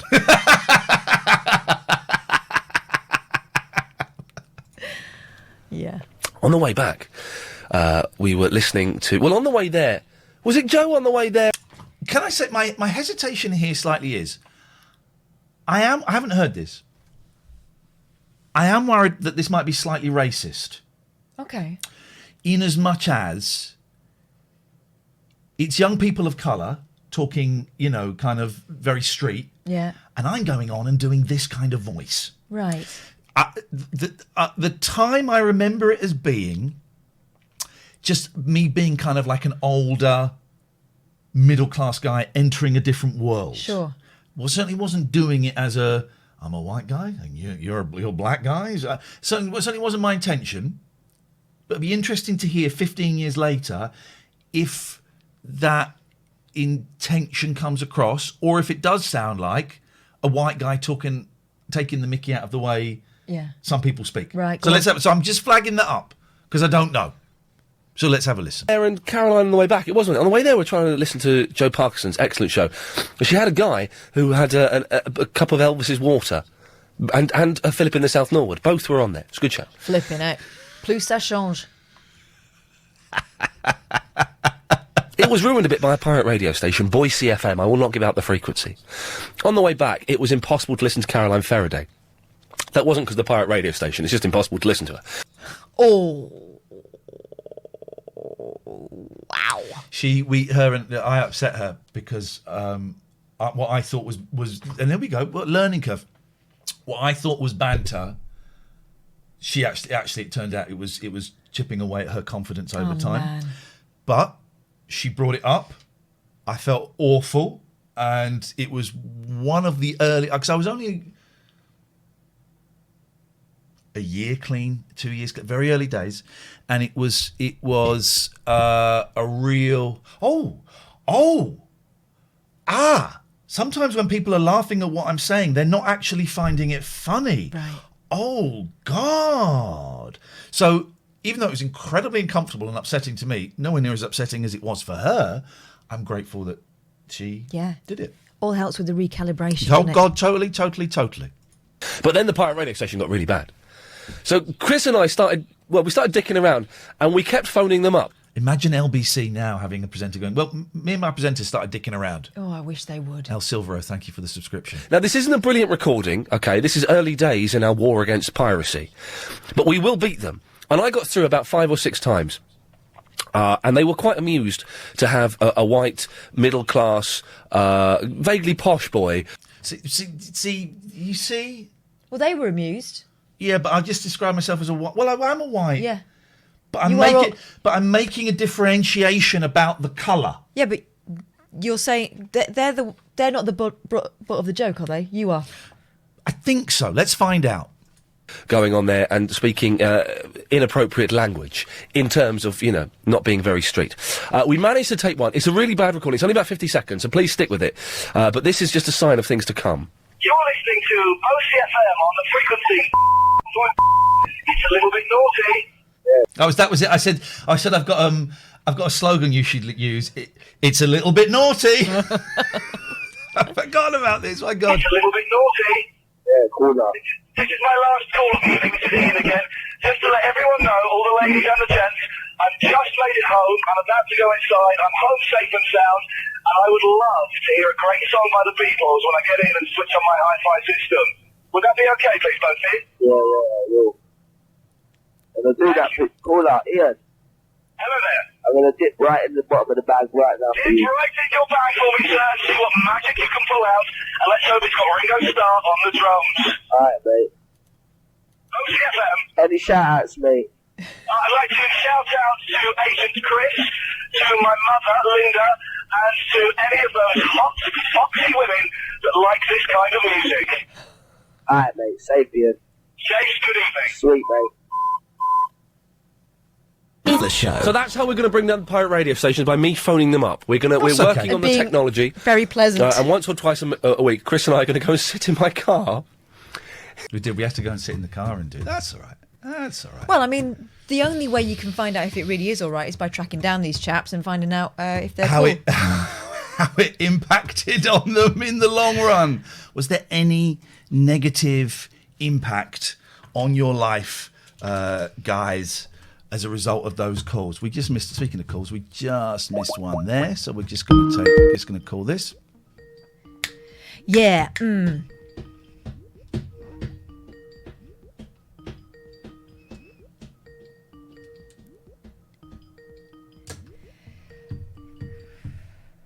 Here we are. Hello. Hello. How's it going? Fine. Sorry we missed your call. No, I think I must be listening on a bit of a delay because I was listening to Ian's LBC call a second ago, and then you called me back, so I thought that was a little bit odd. What I was going to ask, though, guys, is you talked about this sort of magic zone that different radio shows, different radio presenters get into. Who would you put in that sort of zone? I know you like Tommy Boyd and Clive Bull and those sort of characters. Who else would you put into that sort of magic radio zone? Bezic, Alan Bezic. Bezik's the man of the moment. Bezik's magic. Yeah, have you heard him? I haven't heard it. I haven't heard him. I mean, is he worth? I tell you what. Well, I'm worried. This is why I've hesitated mentioning Bezic on here. Because everybody will switch off and go and listen to Bezic. Well, you can listen again. You don't need to switch off. I'll tell you what we'll do, Andrew. After this call, okay, we'll go and listen to a little bit of Bezic live. I'd love that because I used to listen to Danny Baker back in the day. Yep. And I know he has a new podcast. I think people mentioned Nick Abbott. I think he used to be good back in the Virgin Radio days in the 90s, maybe. And then who else? I suppose Chris Evans on Radio 1, maybe. I don't know. Chris Evans on GLR. That was a show. That was a show. That was a show. When it was Chris Evans, Chris Morris and Danny Baker on GLR. That was a show. Yeah, everything's is much more watered down. I mean, I know the fella who called earlier is looking to get into radio. I tried many, many years ago when I lived in the UK, and I sent in show reels. I did hospital radio, and then I did student radio when I was in Portsmouth. And it was just years and years of sort of rejection, and then sort of moved away from it over the years and just started doing a podcast recently during lockdown, trying to just get the passion back again. But I think the podcast is probably the way to go for that young chap. I think he'd probably... Hang on a minute. Who's this scumbag? Mission Herman, LBC, when Ian was good. Screw you. No, balls. Shut up. Screw you. Screw you and the bus that you rode in on. I'm going to... Careful. And also, Angelos and Barry, if you just watch the video on Twitch the next day, you don't get any ads. Thanks a lot. If you do that, you don't get any Twitch eventually. Thanks a lot. Yeah, exactly, man. Why would you highlight that in front of us? Why would you say to everyone in front of us, I know a way you can take some food out of their kids' mouths? How is Barry doing? Is he still well? I heard he's coming on at some point. He only wants to come on if he's booked as a guest. It's the most frustrating. It's the most frustrating thing. Yeah, he's he obviously doesn't get the Steve Wright gigs anymore. No, he does not. Did Steve and him have a falling out? I don't know. I was on the Steve Wright show. I was on the Big Show once. I'll send you a good package. I'll send you a package. Here we go. I'll send you a little package. I got a package. Here's my package for you. Have a little think about stealing food from our kids' mouths. Have a little think about that, right? Have a little think about that. When you know that I'm anxious about the viewing figures going down, you're now telling people not to watch the show live. Go and have a little think about why that's a really dumb thing to say in the 10-minute timeout I've just handed you. I mean, people, what? You sit through 6 minutes of adverts. If you subscribe, you don't get any adverts, right? You sit through 6 minutes of adverts an hour. But no, that Angelos and Barry, he's got a way where you don't get the adverts. And you know what? We get money for the adverts. That's why we're here, is to get money. Part of the Twitch deal is, got to play 6 minutes of adverts an hour. Okay. And then we can give you some money. Brilliant. And what can I do with that money? Anything you want. What? You can do anything. Once we give you that money, you can do anything. I can do anything I want. Yeah. Feed my kids. Yeah. Pay my mortgage. Yeah. Pay my ex-wife. Yes. Buy things for me. You can do what you want. But don't worry, because this guy has got a way where the thing that you get money for, they circumvent that so that you get less money. So thanks for that. Have a think about that for 10 minutes in your timeout. And if when you come back, you're not apologetic. Meanwhile, Tartan Spartan saved the day by subscribing. Thank you, Tartan Spartan. Sorry, Andrew, please carry on. No, I was enjoying your rage there. So was he. I think Barry needs a little bit of a spanking, doesn't he? He's been a very naughty boy lately. Don't, because he loved that. I tell you what, right? Here's what you can do. If you beg Barry to come on now, one of the viewers here will clip it and we'll send it to Barry. Barry, please, I plead with you. Save the show tonight. We need you. Oh, God. Barry. What do you mean? Hang on a minute. What do you mean save the show tonight? Up yours, Andrew Chappers. They're getting all on my nerves tonight. They're getting all on my nerves. Yeah. And they were exposed nerves as well, weren't they? Already. Because we're really we're overtired.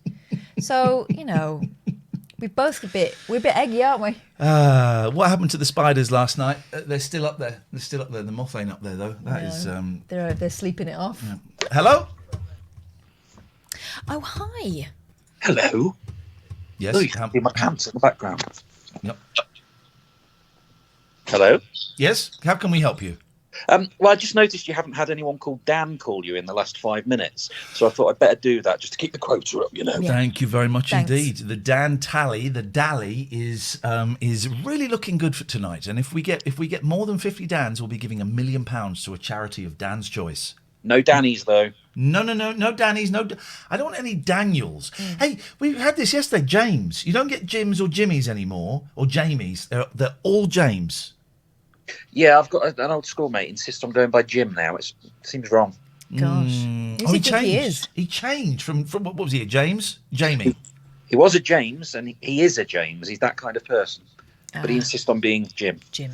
He's so mature now. That sofa looks very comfortable. Puss. Hello, Catty. Yeah, she's decided to start licking. What? Oh, I see Animal Crossing. Yes, you do, yes. Oh, is that update? When's that update? The end of the week, right? Yeah, we're getting fireworks. Exciting. I'm very excited by it. If you want to join my island, have a look on my Twitter. No. My friend code is there. No. Didn't think you would. No, I didn't really like Animal Crossing. I get why people like it. I totally get why people like it. And my son had great pleasure with it. But then he did what I suspect nearly everyone has done, apart from you two sad cases, is he realised that nothing really happens, and he got bored of it, and he doesn't play it anymore. Well, just when you think that, they change it enough to keep you going just a bit longer. And also, you know, you can dip in and out of it. It's not something to be played for hours. It's still half an hour here and there. It's a little screensaver for your mind, I think. Exactly. It's very relaxing. I'm going to cut you off. I don't blame you. There we go. You see, it's as simple as that. Don't worry, you can't see that one. Excellent work.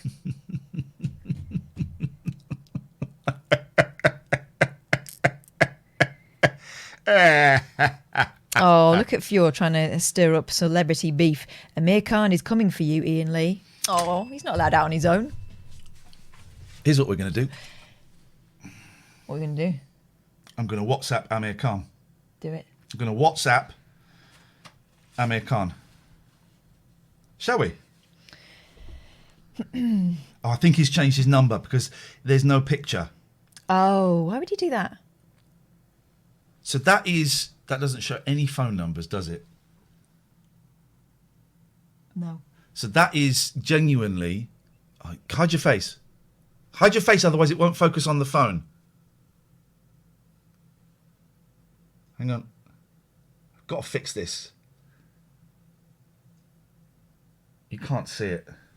They won't believe it. Well, this is genuinely was Amir's, but it looks like he's changed his number.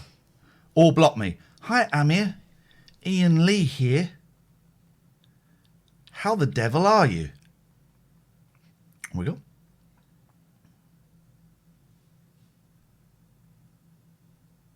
Double tick. That means it's been received. Yeah. Interesting. Maybe that's his burner phone. Well, when we clip this. When I came out of the jungle, and we had to do this horrible thing where we all had to stand around, and Stanley made a speech about Toff, and we're all in suits by the swimming pool. It was bloody horrible and stupid. The same day I came out, Amir was trying to show us a picture on his phone. But what I saw was loads of boobies, loads of naked boobies. And then he went, oh, no, you can't see that. And he walked off, and he went, yeah, there's a picture of my kid. Wow, hang on. Okay, well, that sounds very naughty indeed. Oh, there you go. Here's somebody ringing us up. Oh, no, they missed him. You missed him. You got to get in there. You got to get in there. Well, I think they need to have a bit more patience. Well, no, but he okay. Who's this? Hello? Hi, Catherine, you all right? Yeah, fine, thank you. It's Jim. Ah, is it Jim, though? You're not a James? Well, I was named James by my parents, but my wife calls me Jim. And the whole of her family call me Jim, so you're Jim? I'm a Jim. Yeah. Well done. So I felt there was a bit of Jim deletion going on. Okay. So you're representing the Jim Massive. I'm listening. I'm just keeping up on the social medias, guys. Just keeping up on the social medias. They call it socials now. Well, they might. Me don't. I think Kath can handle this one. Go on. Continue, Jim. I'm sorry about him. I know, he's just continuing to ignore me. It's like I've never called him before. It's shocking. It's outrageous. What would you like to say to him if he was listening, paying attention? I think he's changed. Yeah, he has. In what way? He's deleting gyms. He's not recognising that we exist. He's been a bit Jimist. He is that. How are we going to hold this guy to account? Well, definitely once you work out how to do the production meetings for the Tier 3 subs, I'll be raising it there as I am a Tier 3 sub. So I shall hold him to account. All right. I look forward to that. I'll hold your coat, Jim. Thank you. Have a good evening. You too. Thank you very much for your call, Jim. Thank you. Jim. Okay, I wasn't listening to any of that. That was Jim, not James. Yeah, we got 1,000 viewers. It's only Wednesday night, and everything is feel. Is any chance of an Elkie Brooks song? Lilac wine is sweet and heavy like my love. I'm ready.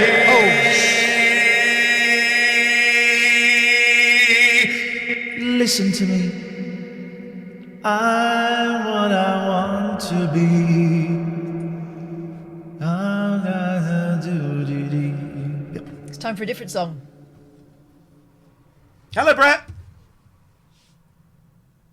All right. Wagwan. How you doing?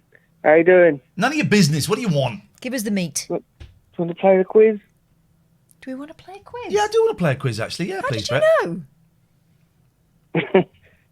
Smaller or taller quiz? Oh, yeah, let's do it. Yeah, please. I'm in. What are the rules? Who's smaller or taller? Okay. Kylie Minogue. Who? Or Kylie Minogue. Frank? Cara Kylie. Carly Minogue. Simon? Kylie Minogue. Carly Nogue? Who? Kylie Minogue. Carly Minogue, yes. Or Frankie Dettori. Carly Minogue or Frankie Dettori. Who is smaller or who is taller? Yes. Well, which? Which? Because you can't. It's going to be a different person each time. With Frankie Dettori taller or smaller than Kylie Minogue? He's Smaller. Taller. He's taller or smaller, yeah. He's smaller. I think he's taller. He's smaller. Taller. No, he's taller. Kylie is smaller. That's what I meant.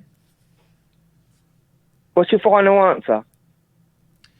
Smaller. Frankie Dettori is taller than Carly Minogue. Correct. Yes, mate. Next one? Yes. Oh, there's more than one. Okay, yeah. Why the hell not? Danny DeVito. Yep. Is smaller or taller than Arnold Schwarzenegger? That's a tricky one because they're twins, aren't they? I've seen the poster, but then we know it's not the lady and Richard Gere on the poster for Pretty Woman. So maybe it's not them on the poster. They are twins. They are twins. Yeah, okay, 30 seconds later. There we go. There's the time delay. I'm going to say that Danny DeVito is smaller than Arnold Schwarzenegger. Correct. Oh, exciting. 2 for 2. Nice one, buddy. Callers with catchphrases, I really like. I really like callers with catchphrases. That does it for me. 023 286 6370. If you're waiting for the thing to talk about, there isn't. No. There isn't. We just sit here and we just chat. And like I said, we kind of don't know what the show is yet, right? It's evolving. Excuse me. It's growing. It's changing. I don't know what it's going to be. And someone complained that it wasn't like the radio show. Well, you know what? Good. It ain't the radio show. It ain't the radio show. It's the Twitch show. And we don't know what it is or exactly how it's going to become or quite how to present it as well. I mean, I've been doing Twitch a lot more than you have. Yeah. And I've done stuff in front of cameras a lot more. So I'm a little bit more relaxed. But I'm slightly less relaxed when you're here because I'm aware that if it's just me, it's completely different from the two of us. Yes. In the same way that just you is different from the two of us. Yeah, of course it is. So I don't quite know, how to be. Let's ask this caller. Hello, caller. Hi, Oh, hello. my name's Dan. Den? Dan. I'm just Dan? I'm just up in the Dan quotient. There's a lot of... Oh, hang on a minute. How do we know you're really called Dan? I'm going to ask you a question. Yeah, fine. What is Dan short for? Daniel, I think. No, because he's only got little legs. Yes, E.T. she's talking about. What can we do for you, Dan? I had a bit of a sad realization. Oh, no, what? That life is meaningless, we're all going to die, and the best you can hope for is to have all of your friends and family die before you do? My God. I mean, that is pretty sad, to be honest. Yeah, I think this is sadder. Okay, This is wow. sadder. Richard Attenborough's going to die. By that I mean David Attenborough's going to die. Hang on, by that, which one of you? Richard Attenborough is dead. Yes. That's. I know, yeah. I got my Attenboroughs mixed up. Yeah. But David Attenborough's going to die. Yeah, and you won't know whether it was him or his brother. I know. Yeah, but like, I just got a bit confused, sorry. But, I mean, he's going to die, though. Like, Matty says in the chat, are you threatening David Attenborough? Is this you threatening him now on our stream? Because I think that's against the terms of service. I realise now that it does sound a bit that way, doesn't it? Yeah, so you phoned up to threaten a man who's nearly elderly 100. man, a national treasure. Wow. Someone who's done more for the planet than any of us ever will. Why would you want to kill him, Dan? Thinking about it, he's got a bit of an attitude, really. Like, I've been in he owns the place. If he thinks he owns the place, he swans around like he does. I've been in a room with him, and I didn't like the vibe I got from him. Why? It was very dark vibe, very arrogant vibe. Really? It was the green room for the Alan Titchmarsh show. Which is a dark place anyway. Very, very arrogant vibe coming from that entitled old man. But that doesn't in any way mean, thank you for the bits in. That he deserves to die. I'm not in any way condoning your horrific plan, Dan. Okay. I think you should ban me from the radio station. I'm dangerous. Okay, well, you're banned from the radio station. Unfortunately for us, we're not on a radio station. Sorry. It's a bad habit.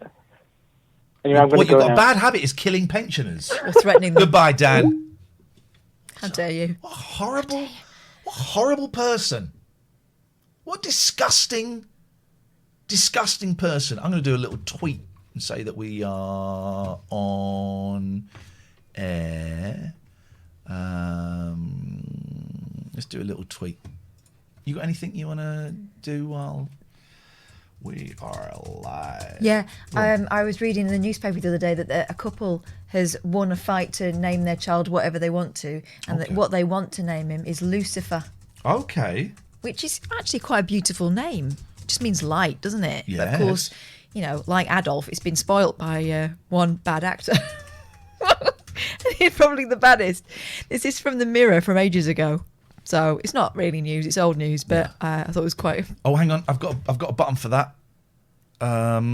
That's old news. Totally is old news. A couple won the battle to officially name their son Lucifer after a registrar reportedly told them he would not succeed in life if they chose it. I think the devil would disagree. Yeah. He might not succeed in death. Well, the devil's in the detail, really, isn't it, in these things? Dad, Dan. Oh, hang on a minute. A Dan. Is your name Dan, caller? I have a conversation starter for you. Okay, conversation starter. Just what we need. Okay, thank you. Why are there no longer voiceovers in trailers? He makes a good point. Because they all got really sore throats talking like that. Who was the kindest presenter to you when you left Talk Radio? Well, the only one that got in touch with me, Ashtik, was Daryl Morris. No one else did. None of the other presenters did. I had a phone call from Tommy Boyd. You did, didn't you? Apparently he was texting me, but he didn't know he had the wrong number for me. Now, there is a gentleman. Dad Dan Very said... gentle lover. I wouldn't know. Okay. Dad Dan said the pair had been really excited when they handed over the forms to name him Lucifer Sheldon, but said the council registrar at their local office in Chesterfield looked at them in, and I'm quoting this, utter disgust. She allegedly tried to bar them from using the name because it's been used as a moniker for the devil. Has it now? The devil's not called Monica. And 37-year-old Dan, in case you were wondering, said she told us he would never be able to get a job and that teachers wouldn't want to teach him. I tried to explain that we're not religious people and Lucifer in Greek means light bringer and morning, but she wouldn't listen. The official informed them, that New Zealand had banned parents from using the name. Remember, they're in Chesterfield, which, if I remember, is quite away from New Zealand. No. And advised them to register a different official name, but refer to him as Lucifer from home. So we asked for Adolf. No, they didn't. The parents were then asked to step outside while she checked if she was allowed to register the name, and Dan said it was eventually approved through gritted teeth. Honestly, we just thought it was a nice name, a unique one, he added. We didn't expect to get so much grief about it. Dan is a plant hire company boss and says he was gobsmacked with the response and has lodged an official complaint over the way he and his partner Mandy were treated. A Derbyshire County Council spokesperson said, our registrar felt it was her duty to ensure the couple were aware the name Lucifer had negative connotations. Yeah. And that their son may encounter issues with the name through his life due to its associations. Acknowledging the couple were unhappy with her advice, our registrar correctly contacted the General Register, who govern the registration service in England and Wales, to seek their advice. They agreed she'd acted correctly in advising the parents, with the best interests of the child in mind. Despite the advice, the couple said they still wished to proceed and name their son Lucifer, and the registrar continued with the registration. We apologise if they were offended, but it's the job of our registrars to advise in these matters, as sometimes people are not aware of certain meanings or associations around certain names. Andrew says, our registrar belched at our wedding when reading our vows. Oh my God. Does that mean it doesn't count? Wowzers. What's your favourite moment of time in your radio career? Meeting her? I'm pointing behind me. No, meeting her. I mean, here's what... let's take this call. Go on, Kath. Hello, call. Oh, hello, Kath and Ian. How are you? My name's Pat. Hello, Pat. You may have explained this already, so please cut me off or dispense with me. But what's going on the shelf behind Ian's head, where the Frank candle is glowing away? There's what appears to be a tiny bust just on the left of Frank as I look at him. When Ian moves his head left, it's in front of his head. It's like there's dead pixels on the screen. What? When you move your head to the left, Ian, your left. To the left. Whatever's on the shelf in front of Frank is in front of your forehead. It does what? It's crazy. What's going on there then? There it is, look! I can't see it. Where? I It's can't like see there's anything. a small bust. It's like a very small bust. How dare you, Pat? She is a trained journalist, right? Her rack is nothing to do with you. I do apologise if that was misconstrued. Apology accepted. No, we can't see anything. I don't know what you're talking about, man. Can you not see it, really? No. Well, there's Frank Sidebottom and there's a candle. There's Frank Sidebottom, there's a candle, and left of that, it's right in your forehead now. When you move. See, I'm about 10 seconds behind on the screen. Kath, I can't hear what you're saying. So No. So, direct us. Which way is he going? Okay, Ian, I'm about 10 seconds behind on the screen. Ian's now just by his reel-to-reel. Yes. If he moves slightly to his right... Your right. In front of Frank, in front of the candle. In front of Frank, in front of the candle. Yeah, keep going. I'm 10 seconds behind, so I apologise for the lag. Keep going. Keep going, Ian. Now, on my screen, there we are. It's right in front of your face. There's like right dead in front of your pixels. face now. It's like a smudge on the screen. It's definitely not my TV. I've got it up and wiped. No, back, and you need to go back. You've wiped your So television. your head is in line with the poster, in line with the right-hand side of the poster. In line with what's actually a Ouija board. I'm wondering whether there might be Oh, a is connection. it? Yeah. Oh, Lord. Try again. If you get your head... Oh, God, this is the worst Crystal Maze game ever. If you put your head in line with... Can you see someone pumping off now? I've got it. He's pumping iron like a good one. If I do it here, does that get rid of it? No, it's in between the Frank poster and your IKEA lamp. It's in between the Frank poster and your IKEA lamp. That lamp costs £5. It's on your arm now. It's on your right arm. It's like a smudge on the screen. It can't just be me. I know it's on the computer. Someone's just said on the chat it's not real. It's on the computer. I get that. I just wondered why it was on the computer. What are you doing now? What's happening now? Oh, God. Is this because Joe Wicks is done? Is that Gaga? It's on the screen. The Patty Don says on the chat. It's on the screen. You're quite right. Everybody gotta get a bit. It's on your overlay, says only Duke Silver. It's on your overlay. Is your overlay showing? You be careful in those. My overlay's not showing. Oh, that was... All right, I'm going to cut you off, Pat, because you're a weirdo. Fancy coming on and telling us he's been wiping his screen off. Ooh, that was a workout. That was a You're burner. going to feel that in the morning. That was a burner. That was a real burner, wasn't it? I don't know. Pick one of our wonderful sponsors and then you have to talk about it because I'm out of breath. Okay. Who are you going to go for? I'm going to pick Poseidon. Poseidon. Owned by Zeus. The dog, rescue dog, about a year old, just over a year old, found abandoned in a field. When I rescued him, badly treated. They look how, obviously he's very well fed now. Look at that tongue action. Gene Simmons will be proud. Well said, that is pure muscle. And now trained, working dog, working 9 to 5. What a way to make a living. And here's the thing, my friend. Here's the rub. If you live in Devon or indeed Cornwall, or both, maybe you straddle that border. Ooh. No judgment here. But if you live in that area, you can get Zeus and his mates working for you, because Zeus is part of a team of dogs owned by the largest suppliers of guard dogs in those two counties, Devon and Cornwall. Cornwall's only authorised installer of radar vision. What's radar vision? It's a security system you can stick in a field, right? And it will monitor the situation. Or a building. It doesn't need any power, doesn't need any... It's just, I'm just giving you the idea. You've just said it in a field, and then people think, well, I can't put it in my house. Well, that's what Nick told us. He said you can put it in a field. Yeah, but also you can put it in a house. Rural crime is real.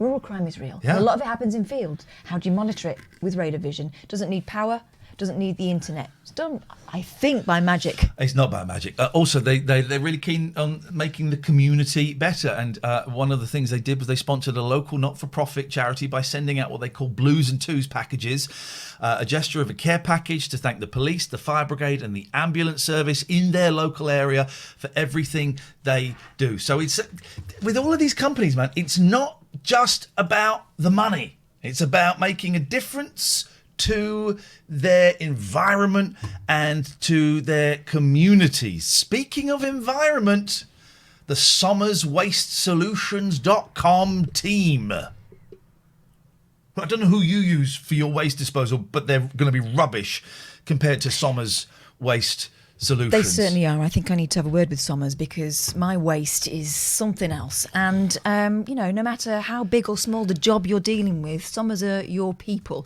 It's a family business. They are proud of the kind of the business that they built up.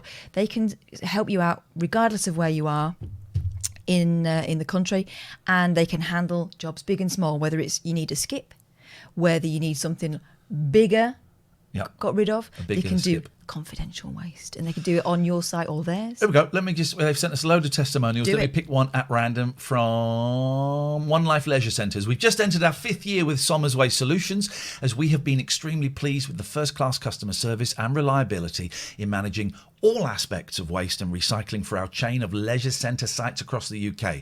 The SWS team are always willing to resolve any service issues, and they helped us achieve savings and improvements in our ongoing commitment of increased recycling. No job is too big for Sommers Waste Solutions, and many of our sites have already benefited from their can-do approach and solution. Listen to this, solution-driven attitude. I think that's something you could learn from. SommersWasteSolutions.com is the place to go. Big up the Gregorian. Gregorian Emerson Family Law Solicitors. Hang on, we don't need to do the advert. We don't need to do the advert. We don't need to do this advert. Because we've got their poster boy. We have got their poster boy. Gerry, you're just in time, my friend, to do the advert for Gregorian. Okay, I'll join you there. Yeah, I'm just going to drain the cat. Drain the cat downstairs. I don't care about the cat downstairs, mate. You are wasting Richard's hard-earned advertising money. So come on, let's do this. Family lawyers. If you need a family lawyer quick, call Gregorian and Emerson. They are number one for family law. There we go. I think that's... You can't argue with that. You cannot argue with that. There we go. And gelaw.co.uk. Hey, Gerry, what you got for us? I want to give you drain the cat. It's Ace drain the house cat. He lives in that little house next to the home. He lives in a little house. I can show you. He's Ace. He's Ace's little cat. He's just strange. He started walking here and staying here in the looking at his house. He's acting nice, drain the cat. He's fat. He's very fat. He's called Graham? Graham, if he can... Can't call a cat Graham. Turns out you can. You can't call a cat Graham. You be careful, because if you turn around, we're going to see your ass! Uh-oh. Where are you going? He's going to come back with a dead cat. He's coming back with some sort of prop. Oh, here we go. Oh, he's been tempted him with dreamies. He's got temptate. What do your kids call them? Temptate. Temptate. He's going to temptate them. Graham! Graham! Get down now. Get down, find you. Is he there? There's no room, he's not allowed in your room. It's terrifying. He's not allowed in his room. Oh, where are we going? People are asleep. Oh, look. Get back in your room. Imagine. Don't say anything, don't swear off. Get back in your room. We're watching a breakout. Don't keep Graham the cat. Don't keep Graham the cat. Don't think it's the camera. Don't the camera fly. Don't swear off. Do it. You will not get this anywhere else on Twitch. This is the Gerry's eye view. With a really good reason. Really good reason. There we go. Watch out. Don't take out any ankles. Gerry rocking the classic one trainer look there, says Rich Twitch, 408. Absolutely right. Look, oh my God, this is terrifying. No, don't forget about my shoes. It's alright. She wants to get his shoe. So just open the door. I'm doing the camera. Open the door. Don't swear off. Do the things. I'm freaking through the subject. Drain the camera from me if you do. We're going to take 1 minute to move there.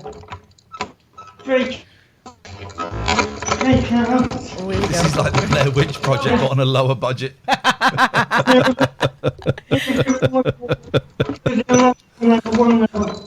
He's going in a lift. Where is this bloody cat? This is where we lose him. Next one. Just me to Do you think this cat exists? No. Also, mobile phones don't work in lifts. No, bye, Gerry. It's still working. It's still working. Still working. I'll probably carry up to 18. This should really only be for 2 or 3 subscribers. It shouldn't be for ordinary people. I'd love it if the cat was like a tiger or something. The big reveal. No, yes. That lift is... the lift cam is very impressive. Guys, you need to be subscribing and chucking some bits or making some donations to us, because this is gold. This is gold. Here we go. I'll see you down. Open the door. Press the button. I want to see some subs during this. Seriously, I want some subs. Is that and the I want same? some bits. It's the same carer. She's fast, and she must have taken the stairs. Yeah. Here we go. Graham. Ah, Richard! Richard's given 25 subs. Richard, thank you. Richard, thank you,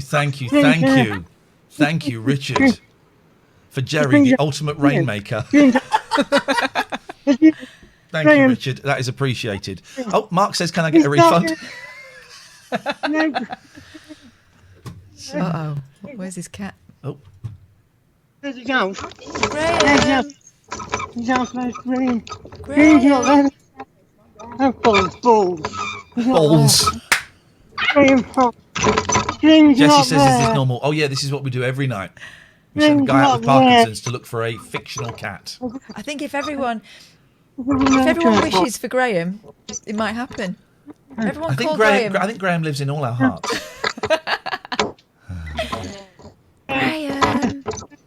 Graham. Come on. Graham, please don't get dark. Everyone's calling Graham in the chat now. This is brilliant. Thank you, Richard. That's very generous. Thank you, mate. Where is that cat? Graham, no, he's gone. He's gone.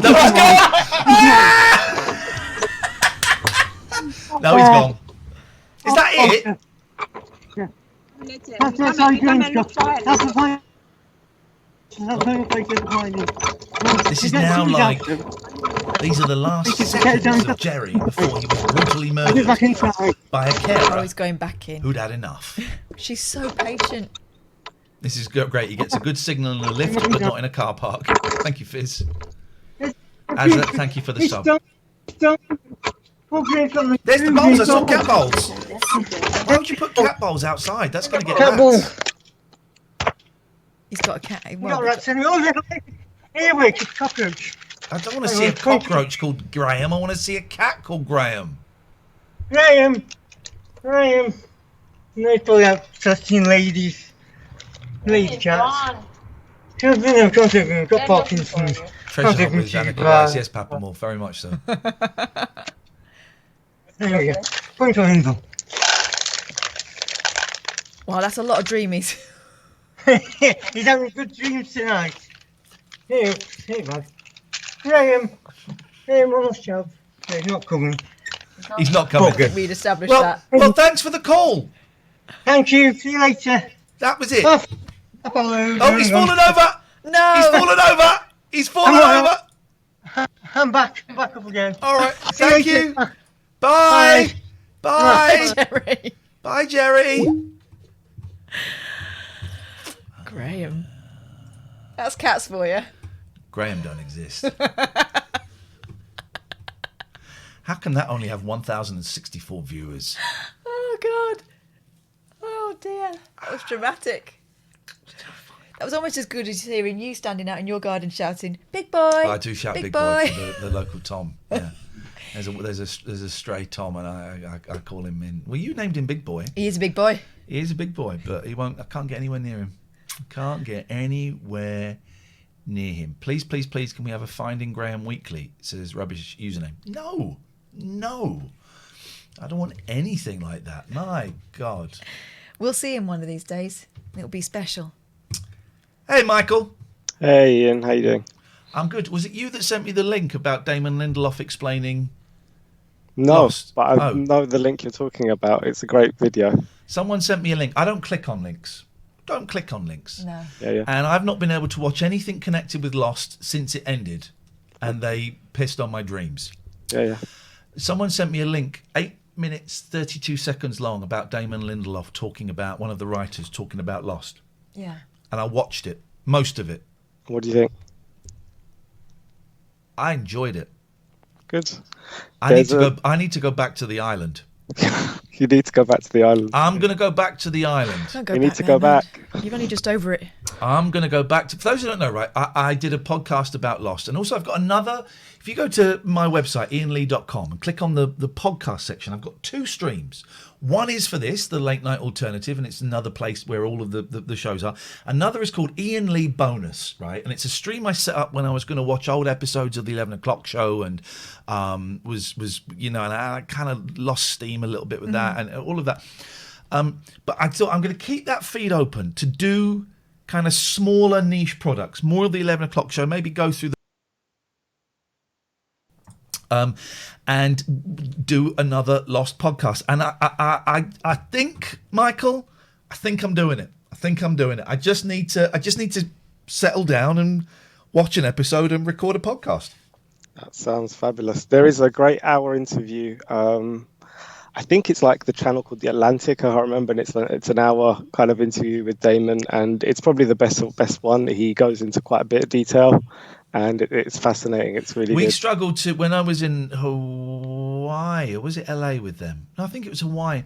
And we struggled to get an interview with them. We got on the set, we spoke to the director, Jack Bender, and all of the cast, but we struggled to get an interview with Damon and Carlton, the writers. And so, was this in... No, it must have been Hawaii, because I came out of the toilet. We didn't get to interview Locke, but I came out of the toilet and Locke went in, and that was the most exciting thing, John Locke. And so we went to like a sort of evening with Carlton and Damon, right? And it was like they gave a talk, and then there was a Q&A. And the only way we could get a question with them that we could use on the show was if I asked a question in the Q&A. Right. And so you had to queue up. It's one of these ones where you sort of queue up and there's a microphone and you ask the question and they chuckle and they answer it. And there was me, but there for ages, and there was me and there was one person in front of me, right? And they said, okay, we've got time for one more question. And I'm thinking, shit, man, I got to get this. So I pushed this kid out of the way. Oh, wow. I got in front of this kid and I pushed him out of the way. And the kid was about to ask the question. And I went, guys, can I just ask? And they used it in in the show. I pushed a kid Yowza. out. It's TV. That's amazing. It's TV. That's the business. That is the business. Have you seen the stuff I did with Sawyer and stuff? Yeah, it's amazing. It's great. Yes, I followed it back then. It was really cool. Yeah, it's amazing. Yeah. Got you in the jumpsuit and everything. Oh, mate, I love it. Walking away hand in hand with what was her name? Julia? What was her name? Juliet. Gosh, it's so long. What fun. They were all lovely apart from Jack. Yeah. He's the hero's journey, isn't it? He's got to be kind of like reluctant and moody. Has he got to be a dick in real life? That's the question. Yeah. Has he got to be an absolute a-hole in real life? Yeah, because he's a man of science and he doesn't want to believe. No, that's the character he was playing. He's just a Ponzi actor. He's a Ponzi actor. He's cute. He's okay. It's Jack. He's all right, man. He gets a cute pass. You get sucked into it. Sucked into it. How's his movie career going? Oh, it's not great. So that's because no one. There's a film. Is it Knocked Up? Right. And I remember watching it, and it's who's the stoner guy? Rogen. Not Seth Rogen. Maybe it's Seth Rogen. Anyway, there's a film, but Knocked Up, and it's this guy who, and he's talking to his girlfriend, and she works in show business, and she says, "You never asked me about my job." I said, "I got a question. Next time you meet Jack from Lost, ask him why he's such a dick. No, seriously, ask him why he's such a mass." And it's obviously a thing in Hollywood. How's the radio career going? I don't work in radio anymore. Right. I see what you're doing. You're throwing it back on me. It doesn't work like that. The radio career is over. The streaming career, huge success. Huge success. So you cannot hit me with your barbs because I am a brilliant man, and you, Razor, are a piece of trash in the dirt. Well, this is the evolution of Iain Lee. Like throughout the years, it's been different styles and different things. So on LBC you were doing one thing, and then Virgin and Absolute we got to discover your music tastes, and then BBC Three we got to discover kind of like your kind of local radio style and morning style. Yes. and then talk radio was kind of a culmination of it all, and now it's the evolution. So it's all good, man. This is the afterlife. This is the afterlife. This is the Flash Sideways, right? This is the Flash Sideways. No, I'm gonna do the Lost thing. You're coming on at some point. I'm gonna ask my friends Paul and Geeky Tom if they want to come on an episode, like a reunion episode with me, and then maybe I'll reach out to people like Damon and maybe some of the cast, see if they fancy coming on for a chat. Unlikely that they will, but you never know. You never know. You're a big star in the Lost world, so you never know. I'm a big star. Keep talking. Oh God, here we go. What's this evidence we're about to be shown? Keep talking. I was just going to say that the interview with Damien is on The Verge. It's really good.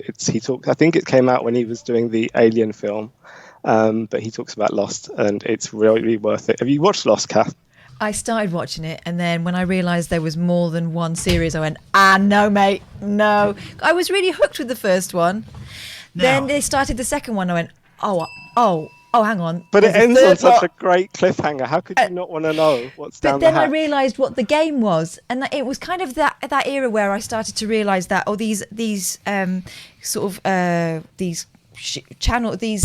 series were being written by such a massive group of people, and actually the story arc was not the main thing. It was keeping the business going. Do you know what I mean? And I just thought, no, I can't invest in this for another series. I think I watched two series, and then that was me out. Would you like to tell the listener, viewer, what this book is? It says Lost Encyclopedia. This is the official book about Lost. Now, I don't know this for sure, but I reckon...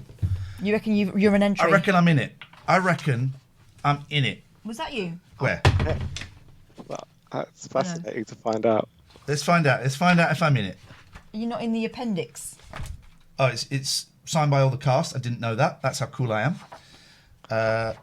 Well, it's signed by some people. I don't know. Yeah, it's signed by...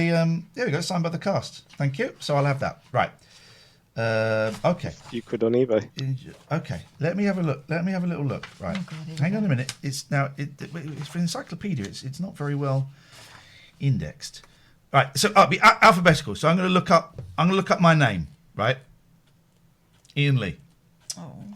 Maybe you'll find out why Jack thought you were such a massive dick. Shut up. Shut your face. All right. So I'm not there. So I'm gonna look up the shush. No. I'm gonna look up the podcast I did. The Lost. What was it called? The Lost Initiative or something.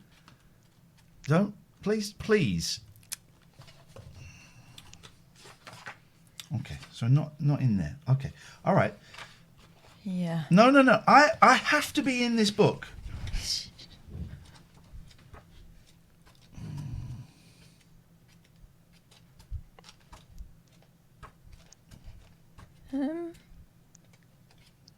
I think this book's broken.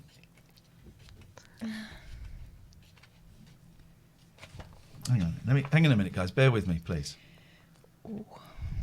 This is a bit. Okay, Austin. Here we go. These are the actors. So I'm going to be. Here we go. Index. Right. Let's look up me.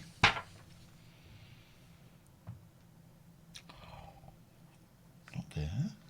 Okay. Hang on. Do you know what? There are lots of people who are very important who are never in books. Not in this book. Right. Are you under L for Lane? Why don't you just stop being so dismissive? Are you all right? I'm fine. Someone's going to get a phone call. Oh. Is there a volume 2 of the encyclopedia? That must be. There isn't, but that one did come out they put it out so quick after the last show, so it was a bit of a rush job. It's good. Yeah, they must have missed out a lot of important people. I think so. Iain, your worth is not measured in lost encyclopedias. Oh.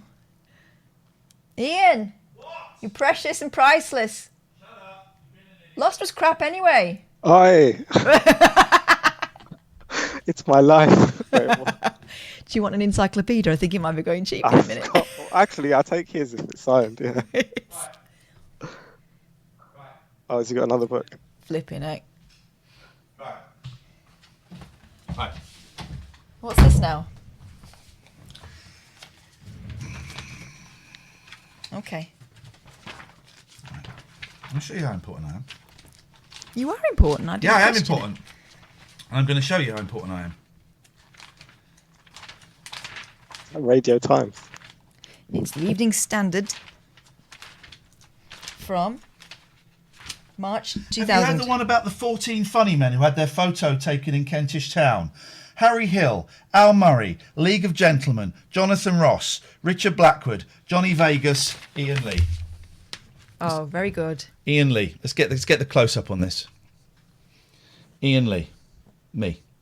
All those famous people, only one person of colour, no women, okay, and me. You see? It's a good list. Me. Just there. There's me. What happened to those guys? So yeah, I'm what happened important. to the lads? I'm important. You are important. I hope that makes you feel comfortable, Michael. That makes me feel wonderful. Pierce Brosnan was covering your face, but it's all good. What? Oh, that guy. What? Anything else, Michael, before I cut you off? I didn't call up about Lost. Well, what do you want then, man? How's that book coming on? You've got 1, 2, 3, 4, 5 now post-its. Weren't there more post-its before? There was. I managed to clear some down. He's working through his issues. It is. Actually, it's really funny you say that because that was the topic I called up about. I try not to take up too much time. It's too late. You've been on for 12 minutes. I know. Absolutely nothing. I didn't call up about Lost, but it's all good to talk about it. I was in therapy today, and we ended up talking about a really interesting subject that kind of I thought was interesting. And then you talked about it earlier, and it was this idea of like finding your voice. And obviously, as a writer, or as a wannabe aspiring writer, I've always had this voice in my head saying, find your voice. And then the other day I was looking at an Instagram post, and I've got a writer friend who's moved to Nepal, and she's into this primal scream stuff. And she kind of carried on the idea of like, to find your voice, you've got to use your voice. And that kind of hit me, and I thought that's really cool. And I started thinking what happened personally, because I used to be able to be quite open. I used to be online. I wouldn't have a problem putting my images up on sites or putting a blog post about views. And it feels like in the last 10, 15 years, with things like cancel culture And then even more obscure things like deep fakes. So you don't know if you've seen the deep fake stuff of like people using people's faces and then changing it, and it's pretty advanced now. It's pretty amazing. It's caused like more of a fear culture to be able to open your mouth and use your voice or to find your voice. And it went off into a kind of a bit of a tangent. And there was another subject that my therapist started saying, well, he said, look, in his experience in therapy, he's found that when he first got into it 25 years ago, it was all about freeing up yourself and getting down to the real self. And now that therapy is very much about, or psychiatry in his profession is more about just getting people to a state where they can get by in society, even though society's broken. And it does all stem from fear culture. And I just wanted to hear what you guys had thought about the idea of taking steps, and I'm finding it hard, and even getting out and being on here now and putting posts online and trying to get back into opening your mouth, using your voice, finding your voice, and not being afraid to say stuff. And it was interesting how earlier when you were playing the LBC clip, immediately you prefaced it by saying, look, this might have been, it was 15 years ago. Yeah. It might be this, it might be that, I don't know. And then you were trying to like put today's mindset on something that you couldn't like prepare for, and I just find that fascinating. And what's your thoughts on that, both of you? That's a big old. I'm not sure I understand everything. I'm not sure I understand everything that you said. To be honest, in terms of putting a present day context on something that is 15 years old, I apply that because. A lot of the stuff that I did 15, 20 years ago, I'm thinking of the 11 o'clock show, but also other stuff, it wouldn't withstand much scrutiny under today's standards. But I am aware of that, and I acknowledge that. And I mean, I don't think I could be cancelled for it, because I'm not convinced that cancelling people actually works anymore. I don't think it happens. I have no job to lose. The worst that could happen is Twitch to say, well, we don't want you to work with us because it's something you did 20 years ago. And I think I'd have a pretty robust argument to deal with that. But if they chose to do that, they would choose to do that. What can I say about that? I don't know. Right now, I don't give a stuff what anyone thinks. That's fantastic. But that's easy for me to say because I have a few quid in the bank. I have a job that doesn't pay brilliantly, but is okay. And I find easy. And I'm in, in terms of my mental health, I'm in a great position right now. So I don't really, when I say I don't care what people think, it doesn't mean that I deliberately go out to annoy people. I'm very, I try and be continually aware of the impact that my words and actions will have on people, because I have learned in the past that my words and actions can hurt people. I don't want to do that anymore. I might have got a thrill out of doing that in the past. I don't get a thrill out of doing it anymore. I don't really know what the question is. I think that's it. It's all about kind of like, how do you take the leap of like saying something that you can sit there and say without fear, like, this is my opinion now, and not having the fear of being cancelled down the line. I don't think anyone gets cancelled anymore. I think the cancel culture is a myth that I'm going to suggest that the people on the right think is a bigger issue than it actually is. I heard the tail end of an argument on Radio 4 between Nesreen Malik. No, what's her last name? Can't remember her name. I retweeted one of her articles. I think she's a really good writer, and I can't think who she is. I'm really sorry. The name will come to me. And Andrew Neil. And he was saying this cancel culture is disgusting, and she said, "Well, but no one's actually been cancelled. No. It doesn't really happen anymore." No, because the new attitude to it is you either go out there and double down. Didn't happen. I didn't do it. And people are saying that when it's been documented that they said it was things. Nesreen Malik. Yes, it was Nesreen Malik. Thank you. It didn't sound right as I said her name. The way I look at things now is that I'm imperfect. I'm always going to be a work in progress, and that's not a failure. I may think something different next week, next year. I hope I do, actually, because it means that I'm still listening.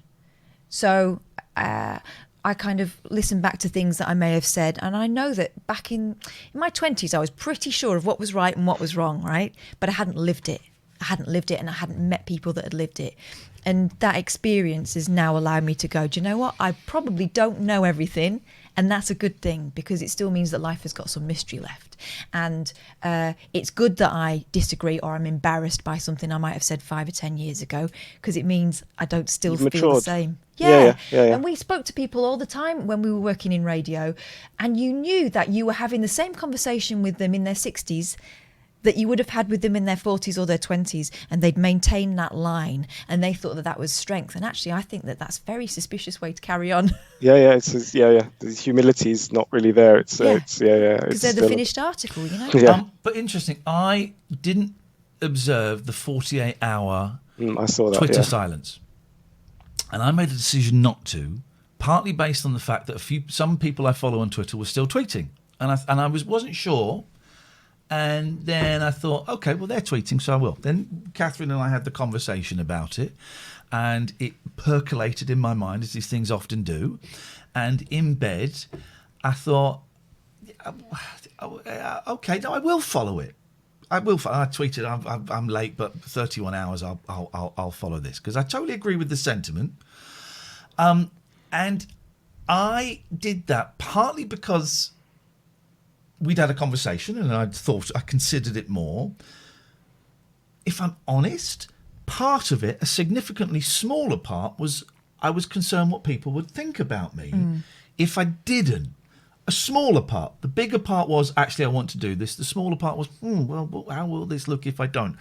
So I guess that's interesting, because it's always the small part or the big part. And for me, I find that the bigger part is the fear of, how is this going to look?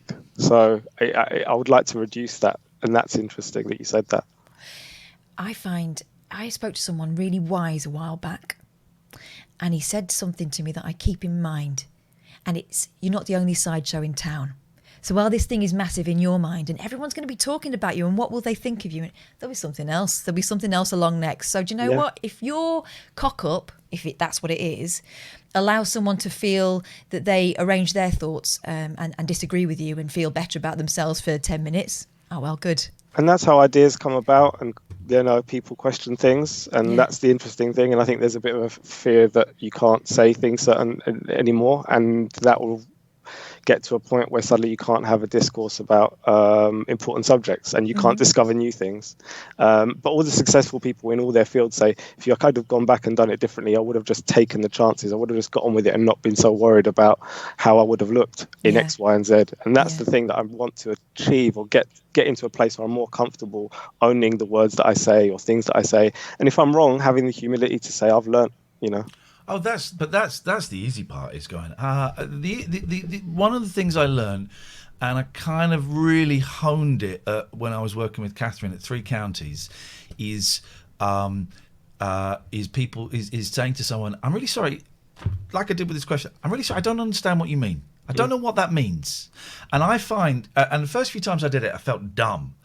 But now it's the best thing. I don't know what that means. Sorry, could you explain that again, as though I'm an idiot? And you get the best answers from it. And also something that hardly any radio presenters will do is I'll change my mind on air. If someone presents me with different evidence, I'm prepared to say, I've changed my mind. I'm even prepared to say, oh, I think I'm wrong. I think I was wrong what I thought for the past few years. And one of the things I did at Three Counties, right, was I said, I did this phone in, I have a prejudice, right? I had a prejudice, right? And a prejudice for me is something that is irrational but is ingrained. And I said, I don't get two gay men having kids. I don't get it. It doesn't feel right to me. I said, like, logically, I should get it because I'm a liberal and I'm on the left and I'm totally pro-gay and all of that stuff. But to me, two gay men having kids doesn't feel right. And I said, and I know that is a prejudice. So I want to try and work through that prejudice and come out the other side, because I have no arguments for it. I don't have no arguments to back up why I think it's wrong. There's just something in me that thinks it is wrong. And we talked about it on air, and I learn and I listen to people, and I no longer have that prejudice. No one else is going to do that on the radio. But the conversation needs to happen for you to get to that point. Yes. To get to any different point from one point to a point B, that conversation needs to happen. I needed to talk to people and have it explained to me, and also be brave enough to go, I don't get it and it feels wrong to me. So can someone tell me why I'm wrong? Yeah, and people did. And it was a real question. It wasn't just it wasn't a phone. It wasn't. Topic. It wasn't. Yeah. Because I think that's another thing that. I listen to a lot of radio and you hear it all the time. You think, you don't really think that. I don't know who you are, actually, this person who's throwing out this question, but I know what you're trying to stoke. James Whale does it. I don't know what the hell James Whale is doing, because I don't think he's as obnoxiously right-wing as he's making out to be. But he's going for it. Greta Thunberg, he called Greta Thunberg a kid. A child. Stuff like that, Yeah, hey, it's just doing shock jock stuff. But yeah, I've taken up enough of your time. You have. Thank you very much indeed, Michael. I appreciate it. Thank you. It's really interesting. And I felt really nervous doing that thing about the prejudice against, gay parenting. But this is the part. But it was the truth. But I also think that the way you've always been, certainly since I've known you on the radio, means that people who listen get that you're not just stoking controversy for the sake of it, and that you actually are interested in kind of getting to the bottom of why you feel about things. Someone has asked me, who is that next to? Is that Ian Boldsworth next to Jonathan Ross? No? Can you see who it is? Next to Jonathan Ross? Is it Justine Lee Collins? No, hang on. Is it Johnny Vegas? Johnny Vegas. With hair. Johnny Vegas, yeah. It's Johnny Vegas. Hello, Bruce, in Indonesia. Hey, how you doing? I'm not in Indonesia. Oh, you're Bruce from Indonesia. I'm sorry, my shorthand is, of course, you're not in Indonesia, but you spent a long time there. What part of you is there, Bruce? Part of you is there. Part of you will always. That's true. Hey, I wanted to talk, Kathy and Ian. I wanted to talk. Oh, that wasn't me that cut him off, was it? It might have been. It might have been. Hang on, we're coming back. We're coming back. That might have been. I might have just clicked it. My computer's out of use. Let me go and plug it in if you need. Can I? Hello, mate. Sorry, I think I might have just cut you off. Go on. What can we do for you tonight? Not a problem. So you were talking about cancel culture, right? And I tweet. I have about 33,000 followers, but I mainly tweet about English language and British society and stuff like that. So a couple of weeks ago, I decided to tweet about the meaning of the word legend, right?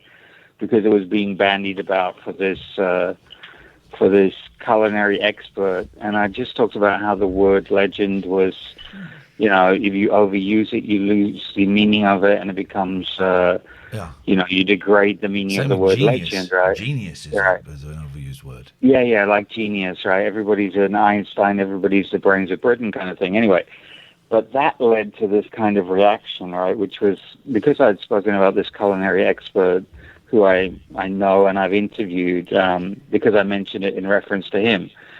Suddenly it became this whole, it became this whole Twitter thing in Indonesia where people just attacked me for saying, like I was attacking this famous person for debating the use of the word legend. But then I looked at who was doing it, right? And one was his business partner and the other one was somebody who was she was promoting his show. It was about Gordon Ramsay. Gordon Ramsay came to Indonesia, went to West Sumatra, and was with this culinary expert kind of thing. But it was actually kind of funny because this was kind of, any country that's being colonized, right, there's going to be a hostility towards people who colonize them, even though Britain didn't colonize Indonesia, but against what they call bule, which is white people.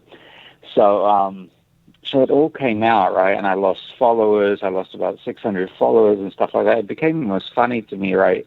How somebody could twist it for their own ends. And you just had to look at, who was doing it. But that's one thing. But then there was another thing that happened a couple of weeks ago with Wimbledon. And, they were doing that whole, the whole Wimbledon and looking at the best matches of the Open era from 1968. I followed tennis, so I like it. And they did the 10 top matches of the Open era of the women's side. And the one person they left out, which was kind of crazy to me, was Margaret Court, right? Margaret Smith Court. You're now speaking of completely foreign language to me. I have no idea about tennis. Margaret Court, Ian, is she was a great player from Australia in the 1960s. She also won the second Grand Slam in women's tennis after Maureen Connolly in the 50s. Okay. But she's got these radically... All right, I don't want to... Bruce, with respect, I don't want a tennis history lesson. What happened? Get to it. Let's get to it. Okay. So she's rabidly anti-gay, right? So Yep.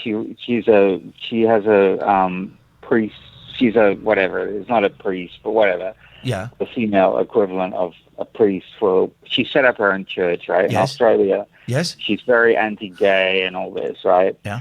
And so there's been this whole thing, particularly from Martina Navratilova, that you have to, change the name of the tennis court in Australia at the Australian Open. You got to do all these things to get rid of Margaret Court, right? Yeah. For me personally, I couldn't care less that, I'm gay, right? So for me, I was in Indonesia all those years, so all the changes that have happened in society since I was since I left the West and went when I was 23, a lot of that is shocking to me too, right? I mean, it's like, wow, I was kind of in a time warp over there in Indonesia. But hang on, let's get to the point, because I'm getting lost here. So you're saying, what are you saying? So what I'm saying is that she was a great tennis player. You can't just say that one of the finals that, this 1970 final she did, which was brilliant, it was a long match. You can't just eliminate that from the top 10 because you don't want her in the top 10, right? If you just kick her out, then it just... Why not? Kick her out. Kick her out. But why, Ian? They kicked Gary Glitter out of when they're doing top 10 of 1974. They don't play I Love You, Love Me, Love. It's a great song. Okay. And I get it. I get why they don't play I Love You, Love Me, Love. I like it and I listen to Gary Glitter at home, but they don't play it because it upsets people. I'm not saying that homophobia is any way as bad as what Paul Gadd did, to use his real name, the horrific crimes he made. But I get it. Some people find it, and some people will find this person. I don't know the person, but I'm going by what you've said, and a few people in the chat have said. Some people will find her obnoxious. So what? She's not in the top 10 best tennis matches anymore. Who cares? Who cares? Okay, who cares? In real life, what difference does it make? Exactly. That's a good point, though. Pull her statue down. And her statue is being in the top 10 best games of all time. But hang on a minute. How do you know that they pulled it just because of who she is? Maybe it wasn't one of the top 10 best games of all time. I would say it is, Ian, because she won. That was. But maybe the people who judged it, did they say, we have not put this woman in the top 10 because she's a homophobe? Look, I would say that they put in other matches which were really, compared to that match in 1970, which was the longest match, at that time, and it went, it was a crazy. Yeah, but were they better match. matches? I mean, better. What's better? Here's the thing. Unless they said, listen, we're not going to put this woman in because her views are we no abhorrent. longer speak of that woman. You don't know. It's a matter of opinion. It's a matter of opinion. That's true. And also the other thing is like Kathy said afterwards, at first I was like, wait a minute, this was taking too long, but this was, what's it called? It was leaving her out kind of thing. And then afterwards I was like, it didn't really matter anyway, right? Nothing matters. Nothing matters. Nothing matters. Bruce, thank you very much indeed. Nothing matters. I think sometimes when you are so engrossed in a subject, you will see injustice perhaps where none was intended. Nothing matters. Nothing matters, guys. Absolutely nothing matters whatsoever. I tell you what does matter, though, is Somers Waste Solutions. We've talked about them all night. You know all about them. The website is up there. The phone number is up there. Let me give you from Stevenage Leisure Limited. SWS has been our preferred waste management partner for the past 6 years and continues to give us exemplary. You don't hear that word very often. That's not thrown around. Professional and reliable service. I would highly recommend SWS for all waste management requirements, as we feel that their attention to detail and focus on customer satisfaction is something unique and refreshing. We can give you all of the facts about Somers Waste Solutions. We've given you all about the waste, that they can make your business greener and they can more than likely save you money, and then small skips business. And they're happy to just have a chat with you about it. But when you got an actual, genuine testimony testimony like that, then that's what it's all about. SommersWasteSolutions.com. I'm not showing you a picture of Bob the Cat because I think he is getting too much attention. There's Use the Dog, though. Yes, boy, go, find, hunt. Right now, there will be, with Poseidon Safety Management, there are patrols going on in Devon and Cornwall right now. Crimes are not happening because, and that's what it's about. It's not necessarily about, catching crooks in the middle of it, although they do that. It's about the prevention of the things happening in the first place. And Poseidon Safety Management do that because they've got patrols going around in communities, around pubs, around businesses, around shopping centres. Some of them have got dogs, but everybody that is doing a patrol is a local person that knows the beat. And as well as that, they're trying to make a difference in their community. We've talked about the packages. They've got the Blues and Twos, the packages for the police, the fire brigade and the ambulance. We mentioned the other day that when lockdown started, they gave free security to a school that had been broken into, and they didn't have to do that. They could have phoned up and gone, well, we're a security company and we can give you a great rate. They went and did it. The point is, they're proud of the fact that they invest in their communities. They don't just turn up and then go home. They're not like faceless blokes in, dark uniforms. They make an attempt to leave a place better than it was when they arrived there. Poseidon Safe on Twitter, Poseidon Safety on Facebook. And now, of course, big up the Gregorian Emerson Family Law Solicitors, divorce. Yes. One of the toughest times. I wasn't cheering divorce then. Although you might by the end of it. Divorce. Nah. Remember when mine came through and I sobbed. Then you get the letter saying, well, that's it, it's over. I remember that. Awful. They don't make it any more difficult for you than it needs to be. They try and guide you through it, and they keep an eye on your psychological well-being as much as, what's going on. Yeah. Then they're not psychologists. They're not, but they look at the psychology of the whole thing of getting divorced, and it's more than just going in for a battle. They will offer you solace, and they will offer you the smoothest route and the best route through it for you, your ex, and for most importantly for the kids. GELaw.co.uk. Rhinestone Soren says divorce is a celebration. No happy marriage ends in a divorce. Well, those two sentences are unrelated. No happy marriage ends in divorce. Okay, that's possibly true. But divorce is not a celebration. I cried when my divorce came through.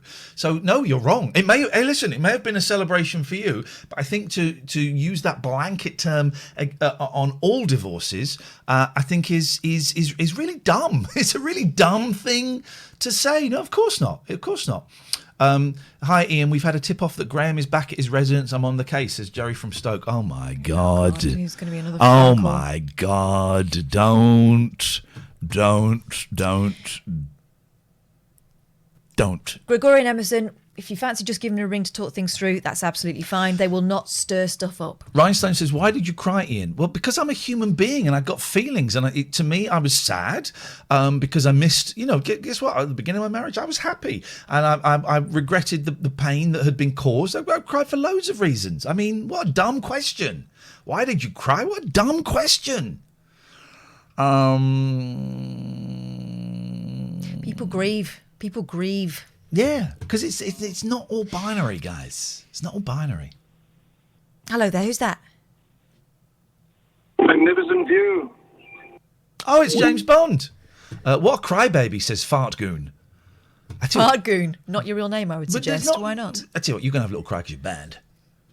You're banned. Oh, crybaby. Unless you're 14, you're daft. It's horrible. There's no, I get some people probably do celebrate. Of course they do. Great, good for them, wonderful. Nah, not for me. It was sad. Something that I thought would work and would be the rest of my life didn't work. And that's a sad state of affairs. Alistair. Good evening, how's it going? Is it all right? It's going all right, Alistair. What grown man calls another grown man a crybaby? Fartgoon does. That kind of mature grown man. Fartgoon. I remember crybaby being used within my family quite a lot back in the day. Crybaby bunting, daddy's gone a hunting. To get her something rabbit skin to wrap the baby bunting in. I remembered something.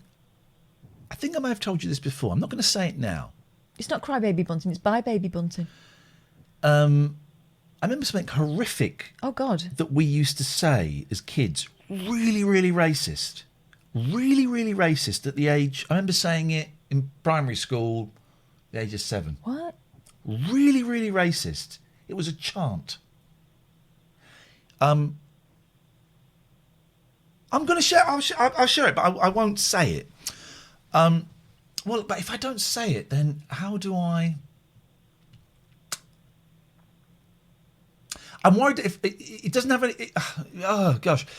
It doesn't have, like, the N word or the P word in, okay? But I'm worried if I say it, that some people might be what we call now triggered by it. What that basically means is they might be upset by it. So I don't want to upset anybody. And it just hit me, I think, last night when I was in bed. I go, oh, my God, we used to say that as 7, 8, 9-year-olds. I'm going to say it. I'm going to say it, right? And it's offensive. So I apologise in advance, right? Someone did something naughty. I'm telling, you're smelling, you're going to a black man's wedding. Oh. Isn't it? And we would chant it. And it just hit me in bed. And we used to say it a lot. If someone was an idiot or was a dick or said something naughty, we would say that at 7 years old. At 7 years old. As though the worst thing that you could possibly do is go to the wedding of a person of colour. I mean, it's like, well, you're going to go to a wedding of a person of colour? I guess it was an insult. I guess that was the insult. Oh my God, you're going to do that? Ooh, what are you like? You're a scumbag. Yeah. And we used to say that as kids, and I'd totally forgotten about it. I don't remember saying it beyond primary school, so I can't remember saying it after 10, the age of 10. It's possible I did. But it just hit me in bed. I'm telling you. That was the tune to it. And, oh, look, Kitty said we said Batman's. So it was a thing. Kitty, can I ask roughly where you were from? I was in the southeast, just outside London, in a place called Slough. What does that even mean? I don't know, Nina. It was an insult. Someone else is saying Batman. So I can't believe... it was just in our school. Sorry, Alistair, we'll come to you in a minute. Can't believe it was just in our school that we made it a racial comment. I can't believe it was just in our school. I'm prepared to, there were other schools. Interesting that some of you are saying Batmans. Loads of you are saying Batmans. So somewhere there was a shift and it either shifted from black to bat or the other way around. It could have gone either way. Right. Could have gone either way. Everyone's saying Batman. Look, isn't that interesting? Red Fat Elvis. You're saying you said it in Liverpool. Did you say Batman in Liverpool?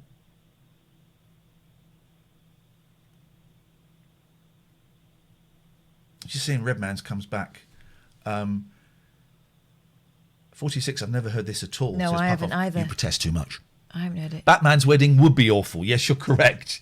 It would be. It me and son, we have Black Man too.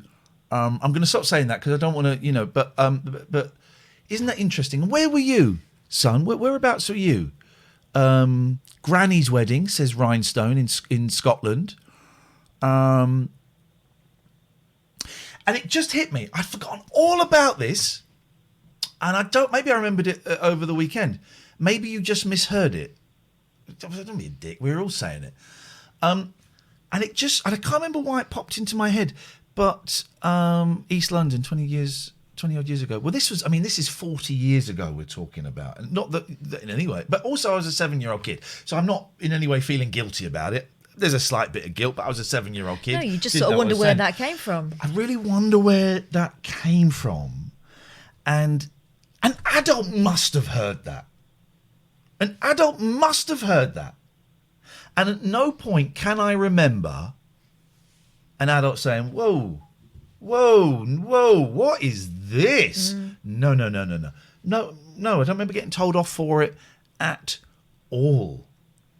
Isn't it weird? And why am I sharing this? I'm sharing it partly what we were talking about earlier on, this whole thing of working towards no shame, that we're allowed to kick around ideas. We're allowed to talk about stuff that happened before that we are not. Look at the pen that Catherine bought me. What's it say? Oh, it nearly focused. Cover your face. Because it's focusing on faces. Hang on. It says huge bellend. Oh, there it was. I couldn't find one with Ian on it. But I just put that out there, and it's interesting that a lot of you are saying Batman, and that a few of you are going, yeah, we used to say that. What a world. And I think when I was thinking about it in bed before I fell asleep was, no wonder there is still racism within people of my age. No wonder that there is still racism when language like that was so freely thrown around the playground by 7-year-olds. By 7-year-olds. I would be horrified if my kids... In fact, when my youngest... We grew up... My kids grew up in a very white area, all right? And my youngest, when he was 5 or 6, said some stuff about a person of colour that was inappropriate. Nothing hugely bad. It was just he was seeing this person differently and less than, and it was partly because they were a person of colour. Right. And I remember he said it. I was like, "Whoa, Jesus Christ! Okay, this is just breathe. Think about this, because this is a pivotal moment." And I had a really nice chat with him about it, and I made a point of the next day we watched a film where one of the main characters was a kid, a black kid, and so I could very gently kind of go, what do you think about him? Because remember that conversation we had yesterday. I mean, he's black. What do you think about him? Oh, he's good. I say, see what I mean? Yeah. It doesn't mean anything. It just looks different. That's it. And I talked about it with my wife, ex-wife, I think she was at the time. Oh, or maybe we were married. And we sent an email to the teacher and said, look, we've just had this. We're not massively worried about it, but just thought that you should know that we've had this, and maybe it's something you could incorporate into a lesson at some way. Because it was a very white school. Well, and also, if he's saying stuff like that, it might not have started and ended with him. Yeah, exactly. And it was great. And it was a real, what's going on here? And we handled it. Wow. That well. Oh. Where's that echo coming from? What? Do you hear that echo? Yeah. Oh. Where is that coming from? Okay, all right, whatever. There's we'll an echo find somewhere. out at some other time. Alistair. Sorry, I went off on a right old tangent there, Alistair. I do apologise, my friend. He's gone. Right. Alistair's got bored and gone. He's fallen asleep. I don't blame him. And people are going, where's the fun? No, we'll have a laugh tomorrow. I was just thinking I used to hate weddings whenever I got invited to them. Whether it was Batman's or not. Yeah, because I was so sad. Because I was so hopeless at meeting ladies that I thought, well, this is never going to happen to me. But, I'm not going to be sad tonight. What a very serious show you've had tonight. You've talked about some very serious topics. Yeah, it has been a bit. So I thought I might sort of just bring it down a bit. Yeah, do it. Go. Well, I wondered, I mentioned it in the chat, but it's something that I think that you thought you might do on the radio, so you may reject this because you thought, well, this is old. Come on, let's get to it. We're coming to the end of the show. Let's get to it. Let's do it. Here's the thing, the book, and doing the readings of those. Oh. The what? The Here's the Thing book. No. I think that bird's flown. I think that's done. I think that world is that has gone. And I've got about 6 or 7 copies upstairs that we might give away or something, just to give away. But no, I think that is done. And I think I'd be keen to get Catherine's opinion, although it'll be the same as mine because my opinions are the best. I think that while we're happy to bring listeners over from that, and there's always going to be a shorthand that we that we will have, that we will carry with us. This is new. This is a different show. This is new.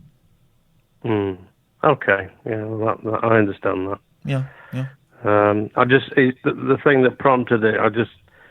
keep thinking about my favourite clip that was on YouTube from one of your previous shows when the chap asked you why Paul Ross had been replaced on the Breakfast Show by Julia Hartley-Brewer. What's this called? Yeah. And it was absolutely superb. And you were on right top form. And then when Catherine completely sort of fell into complete laughter and rolling around the studio wall, that was even better. So, well, listen, I've got to go because someone's telling me that Gerry's having something's happened, something quite serious has happened with Gerry. Let's have a little quick look. Jeez. Yeah. Someone says, "Holy shit! A care has just been firebombed. Major fire." What?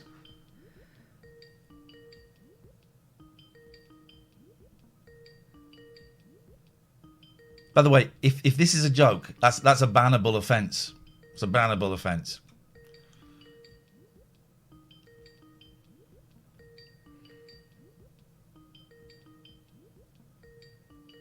How do you know it's no joke, as friends Rust? How do you know it's no joke?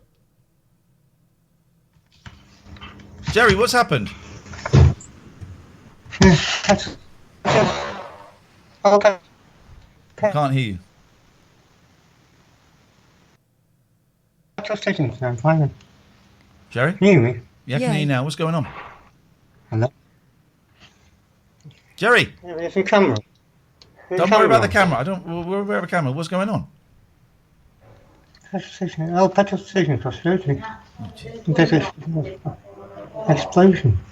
There's been an explosion? I'll ring you back so we can get a camera with. All right.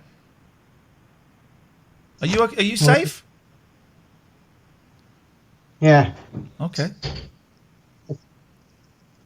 Mm-hmm. No, I know it came from Gerry's. I was just saying if he was joking, that would be a bannable offence. Can you... I've turned on my video. Can we see yours? He's gone. Wowzers. Golly gosh.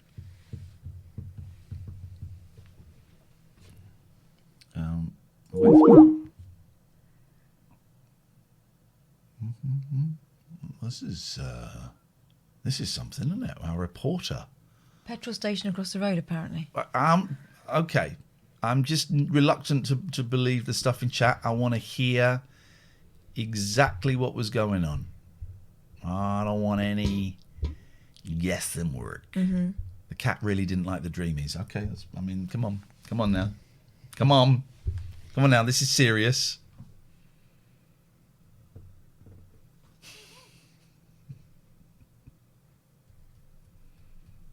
We'll wait. Yes, what do you want, Lee? Oh, hello. Do you think it's possible that everyone else was saying Batman, but No. you... No. You sure? As I said 5 minutes ago to someone in the chat, yes. Oh, sorry. Thank you very much indeed.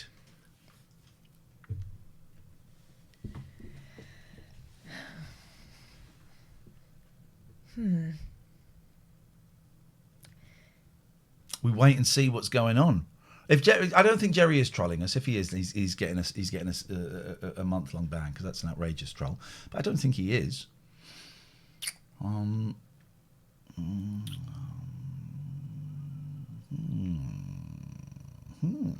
We wait and see. I also called you a dick when you said it. When you said what, Angelos? Because you've been a bit of a dick all night, if I'm completely honest. You've been getting on my nerves all night. So I called you a dick when you said what? Which bit was that? The bit when you were telling people how to avoid us earning money? That bit? That bit? You've been getting on my nerves all night. So which bit?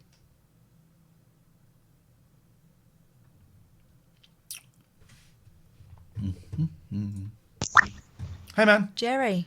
Hello, can you hear me? Yeah, you've made 2 comments, Angelos, and both of them have been really annoying. Gerry, what's going on, man? Oh, here you come.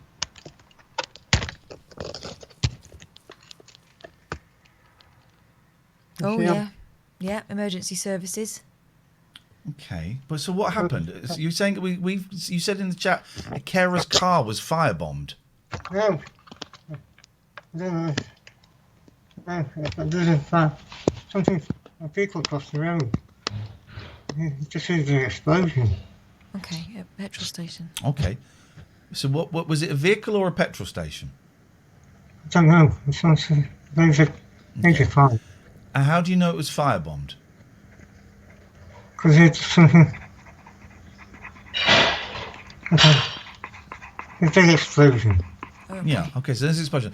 All I'm saying is, you can't say firebombed. I panicked. Yeah, I know you panicked, but you can't say firebombed in a chat. First of all, are you all right? Yeah, I'm safe. Just safe. Up. Have you calmed down a little bit? Yeah, just a bit shaky, but it's normal. I know. It's a scary thing to see. I'm not telling you off. I'm just saying you just got to be very careful with words like firebombed. And when you say a carer's car has been firebombed, that gets people. I have to tag on the time, so. Yeah, I know, but it just gets all the people in the chat that can be quite annoying at the best of time. No, but it did actually happen, and all these people saying, no, it did actually happen. Well, we now know that didn't actually happen. So just be everyone in the chat, just chill. Gerry, just like Graham's okay. Yeah. Graham will be fine. Cats ain't stupid. Cats stay away from trouble. I'm not convinced that Graham actually exists, but cats are brilliant at staying away from trouble. You'll be fine. Gerry, take care of yourself. Stay safe. Take care, Gerry. Stay safe. Thank you very much indeed. I get it. People worry about Gerry. Yeah, I know. Which is why Gerry can't really use language like firebombed unless you know. You can't really use language like that because, what a surprise, it's nowhere near as bad as that statement said, which is great, of course. But then everyone saying... but then everyone's going, no, it did actually happen. It did actually happen. Yeah. Well, someone's saying there's been an incident in West London. He's nowhere near. So it didn't actually happen. So just, everybody just chill out. Yeah. Chill out. Go on, you take this. Hello. Oh, hello, Kath. Hey. Hello again. Sorry about that. I had you muted because I was trying to call on Skype. Right. I wanted to talk about, if possible, you were talking about things you used to say when you were younger, how you've changed. My dad was basically the most racist person I've ever met in my life, but he was also incredibly nice to a lot of people. He was best friends with our neighbour, who was, I think, from India, and you try and, as a kid, you try and point it out to him, and he'd be like, "Oh no, he's all right. I know him. He's all right. He's one of the good ones." And I never really got a chance to reconcile that with him. The man I knew. With this horrific racist at the same time. My dad was, if you can have degrees of it, quite racist. And I think part of my saying racist things as a very young child, I didn't say a lot. I said stuff that was inappropriate, and part of it was to impress him, I think. And so I was very confused when I got to like 24 and found out he'd had a mixed race baby, and what? How does that work? But yeah, dads are confusing, huh? Oh, yeah, it really was. He really was a confusing man. In fact, when I first went to university, I wasn't like a horrific racist myself, but I certainly had learnt some really inappropriate things from him. Yeah. And my language is even in 15, 16, 17 was horrendous. It wasn't racist, but I said stuff that was racist. So I guess that makes me a racist because I was saying stuff. It got me thinking. I wonder if there's a way to break that cycle because I could have easily ended up like, thinking the same things. It's integration. It's education. It's thinking. It's being. Able to put your hands up and admit you've made mistakes in the past. It's being able to take responsibility for your behaviour, I think. I think there also comes a point where you have to realise that you're not the one bringing your parents up. Do you know what I mean? Because, there are certain things They're not going to want to learn from you, and that's not your fault. But also, that's not your problem either. Yeah, well, hopefully I'm raising my kids right. One of my son's friends at school is a Chinese lad. Well, second generation Chinese, so he's not Chinese, he's English. But he was getting bullied at school when all this, obviously everyone knows what I'm talking about. Kids at school were avoiding him, so don't breathe on me. And he comes home, everyone's been horrible, I don't understand why. And I'm basically raising him as liberal as it's possible to raise someone, hopefully it'll be all right. Just a quick one. I don't want to be too boring. But hang on a minute. Oh, all right. Because I think we try and go the opposite way of our parents. Yeah. So my parents were Tories, and Dad was a bit racist, and so I became a liberal. It's like you know what George Harrison's son decided. I think about 13 or 14. He told his dad he wanted to go to a military academy. Right. That was the school he wanted to. Do you know what you see? What I mean, his dad, one of the biggest kind of peace-loving, hippies in the world. I'm sure Danny is still, but he said his dad said, "Where do you want to go to?" I want to go to school, a military academy. Right. And doesn't that say something? Because he wants to. So my kids are going to be massive racists. Yes. Possibly. But the other thing is, you get one part right because you recognise the mistakes that your parents made in one area, but we'll be making a mistake ourselves somewhere that we'll only recognise. Well, maybe if we're lucky, we'll see what we've done in future. Maybe we'll never notice. But no one's perfect. Oh, I know that better than anyone. But I think we can... I love the message, the vibe I get from you two. Earlier on, just accept you're not perfect, accept you're a work in progress. Just really quickly, I don't want to bring everyone down. So how do you feel like it's going on Twitch? Because I watch a lot of Twitch. I basically haven't watched telly for years. You got there's a lot of different things on it. I feel like you're bringing something quite refreshing and new, and I just wonder how you feel it's going. How do you feel it's going, Kath? Because you know how I feel, and I won't say again, but it's really weird because I sort of watch it back when I get home because I make the podcast afterwards, and I kind of want to just see what bits worked and what bits didn't. I get really sucked into it and forget that it's us on it sometimes. I feel like there is promise there. We're not completely wasting our time. Well, you've got a lot of competition. There's people out there who just do the most random things, and people will sit there and watch. Yeah. For hours on end. So yeah, I mean, I hope you can draw a crowd. I wish you all the best, and thanks for the words of wisdom. Thank you, Lee. Thanks, Lee. Let it be.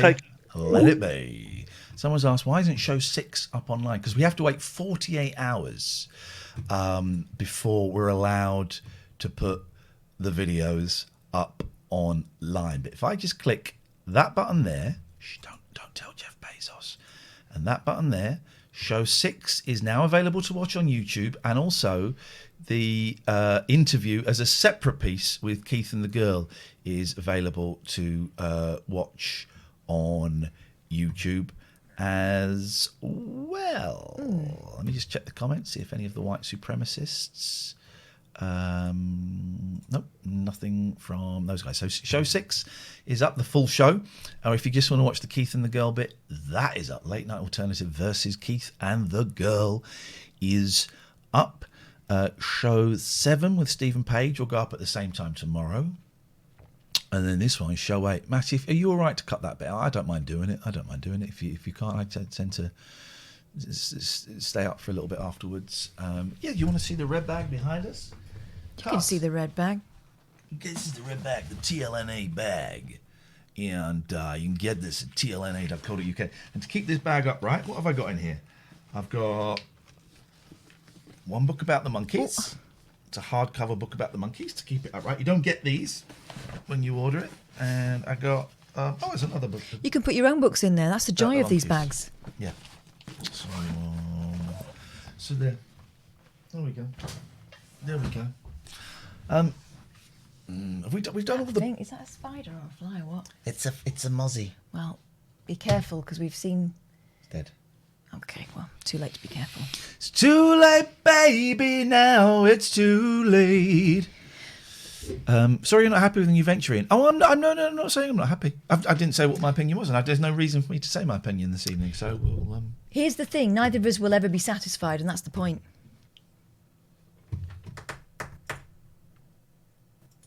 Deal with it. 10:30 tomorrow. Harsh, we're talking to Harsh. Cool. If you're around. Getting this whiteboard. I've got a whiteboard here, right? This is the best thing. This is the best thing I've ever done. Is putting a whiteboard. There's nothing on there, is there? No, putting a whiteboard. Let me just. And if I got ideas, I'll just jot it down. I've got a meeting with Harsh at 10:30, and on Monday I've got to do a little piece for the Metro talking about computers and stuff and my cameras and all of that geeky stuff. Beautiful. Get a nice little plug in the Metro for this. But getting a whiteboard, it's the best thing, man. The best. God damn thing. The mods are trigger happy. Whoa. All right, let's see. Divvy Pip says the mods are a bit trigger happy. And Ian is a bit sensitive at times. I'll keep listening, but I won't bother with the chat from now, said Divvy Pip as they slammed the door. Okay, the mods are not trigger happy the last 2 days. Certainly not in terms of banning, because Catherine and I have spoken to them and just asked to go to DEFCON 3. So in terms of banning people, no. In terms of maybe deleting comments, they err on the side of caution. They do a brilliant job. The reason that they're trigger happy is because for the first week we had a load of white supremacists, like proper actual racists coming in, and we had 4,000 people, and they had to really act as fast as they could. And also, I would rather err on them err on the side of caution than something sneak through that several people are mortified by. And Ian is a bit sensitive at times. I don't know what that means. I'll keep listening, but I won't bother with the chat from now on. Why feel the need to... What dumb thing to say? It feels like maybe someone... It's me being sensitive. Maybe they've been a bit sensitive. It sounds like they're the ones that are... I think you're being sensitive, Divvy Pip. What you're saying is it's not going the way you want it to go. Is that what you're saying? I don't know what that means, and you won't... Instead of posting it like a dick on there, phone up. Dear God. And also, do you not think, how stupid are you, Stevie Pip? How stupid are you? Do you not think that sometimes the oversensitivity, the hypersensitivity that I'm displaying right now is not part of the act? Are you so thick that you don't realise that this is part of the act? You thicko. It's part of the act. It seems to be when it gets loud. Yeah, that's when we get the echo. Where is that coming from? Hello? Because the echo's here. It's off.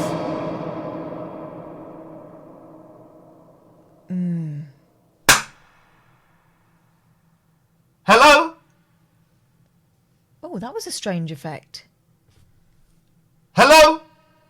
Yeah. How is that doing that?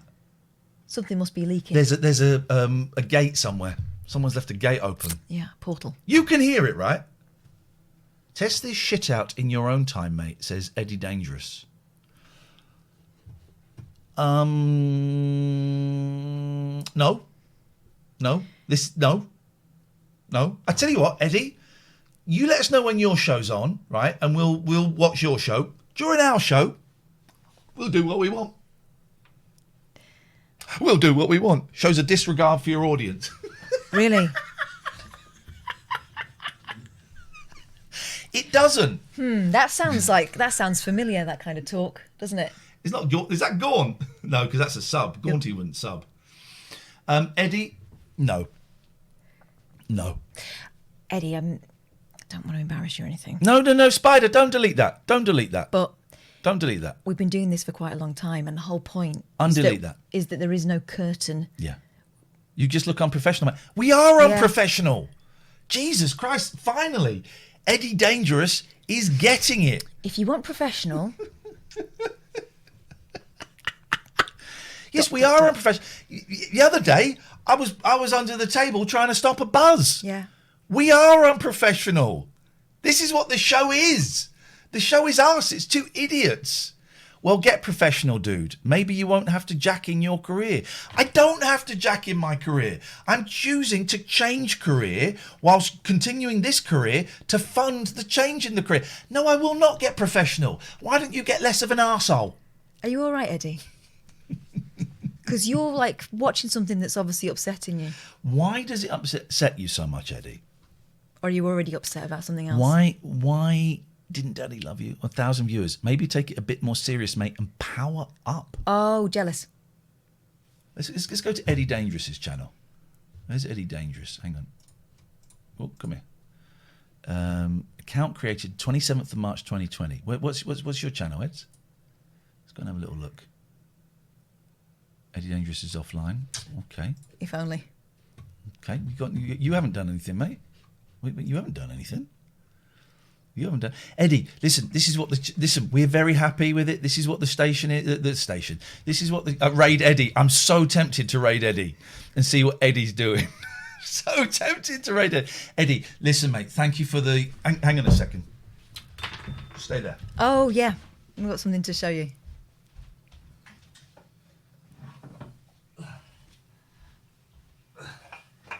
These are quite heavy. The other one's in the loo, isn't it? Yeah, there's yeah. You hold those for a second. Okay. Stay there, Eds. Stay there, Eds. Got something else to show you, mate. Tell us again. Give us some more career advice, Eddie. I would love to hear it.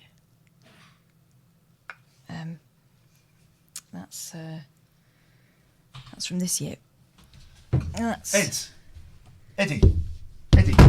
That's Eddie. 2017. Just have it so they can see it. Just hold it up. Eddie, I'm sorry, mate. I couldn't read what you said. What did you say? I got this account to watch your show, Ian. Long time listener. I don't think you've been listening. Just think you should do your testing when not live. Tell me again, Eddie, about professionalism. You've been listening for a long time. Yeah. Things from the past, Ian. Well done. Yeah. Awards for being unprofessional. Yeah. So, Eddie. The secret is, right, that's why we call it the alternative, because it's not like the others. So if you think we're doing it wrong because we're not doing it like everyone else, you're missing the point. And by the way, things from the past, March of this year, mate. Thank you. Things from the past, Eddie. Things from the past. Also, precious jewels. Who watches something they're not enjoying and assumes that they're speaking for everybody? You don't have to. Eddie, Ed. Ed's a big bellend. Also, right. Eddie Dangerous, why are you so fearful? Why are you so fearful of something you don't understand? Eddie, mate, thank you, but you're wrong. Appreciate your input, but you're wrong. Well, when you have professional guidance, you can keep hiding behind this, but there's very little actual content these days compared to the award days. The award days were March! And we had... You've never heard the radio show. There was no content in the radio show. There hasn't been content in my show for... BBC Three Counties, that doesn't count, but... we lightened that up a lot, didn't we? 4 years I was at Talk, the 4 years I was at Absolute, and the last 2 years at LB, there was no content! It was the point, we kind of ride the wave. But it was a blank canvas. Exactly. Eddie, thank you for your input, but you're wrong. Let's take one more call before we do a raid. Hello? Pretty. Of course it is. Let's have a song. Sorry? I'm a pretty man, you're a pretty lady. I'm a pretty man, you're a pretty lady. I'm John Oakes, you're a pretty man. You're a pretty man, you're a pretty lady. Ah. That was great. Thanks, Brett. What's his catchphrase? Nice one, buddy. I let Eddie go. I banned Eddie because he was just. He's upsetting himself. Eddie's getting upset. Wait for the email, and it'll be a long one. It'll be a long email, and it'll get deleted without being read. Right. Let's do. Let us do a raid. Thank you, everybody's got somebody. I'm glad everyone else stuck around for the unprofessionalism. I'm glad you appreciate it because we've been working very hard. My whole career has been unprofessional, and sometimes it works, and sometimes it doesn't work. But that's it. Why are we even justifying? Why am I justifying a 25-year career to an idiot? Right. Let us find. Also, he did have a little snipe as well, and then started backtracking. Oh, I don't care about these. I love it. These people. Let's go to just chat him. So we've wake and bake. Oh, I don't want to watch a 420 session. I don't know why 420 is marijuana. But I don't want a 4:20 session. Yeah, the windows are open. Must remember to shut the windows. What we got? If you see anybody you like... What's Digits doing? Where? But you have to... Left and up. Oh, no, it's Circus Skills. No, not Circus Skills. I hate Circus. No. No. No, but he's going to have his eye out with that. Hang on, tell you what, let's do this over here so that you guys can have a little look at what we got here. No.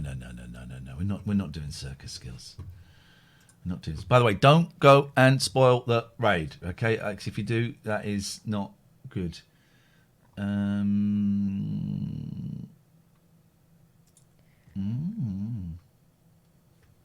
Oh, hang on. What's this? Mission Quest jailbreak. And you realize you don't even have the foggiest idea where to look or how to get back into the castle now. I can't find a door? Nope. Okay. Everyday superhero training. I would like to run up to the nearest house. Everyday superhero training is a nerd-based, holistic personal training group fitness, overall wellness program taught through the modalities of RPGs, video games, comic books, science fiction, fantasy, and general pop culture nerdiness. You are extremely dirty and not wearing much in the way of clothes anymore. That's totally fair. Mm-hmm. Okay. I'm not convinced. I'm not convinced by that. I'm going to grab her. I'm not convinced by that. I don't get it. No, I'm not convinced by that. Let's go down. Let's go down.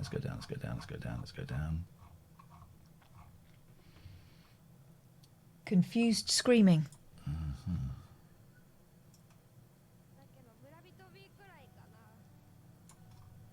Thanks for checking my channel. Just chatting with my friends. Nah. No.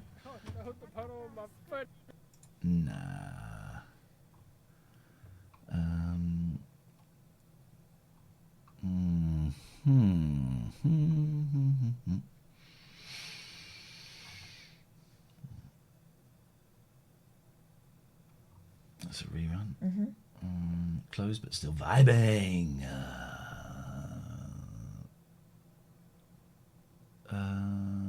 Okay. Bible studies? No, I don't think so. I like this. This takes a while. No, we're not going to do Black Mario again. We'll do Black Mario at some point in the future, but I don't want to do it 2 nights in a row because it loses its specialness. We want to get the right person. And also, you want to find... Yeah, this is a great way to find new people that we may like. Doesn't always work. There are a lot of kids on. This is why we're trying to... Yeah, I don't want to go into kids.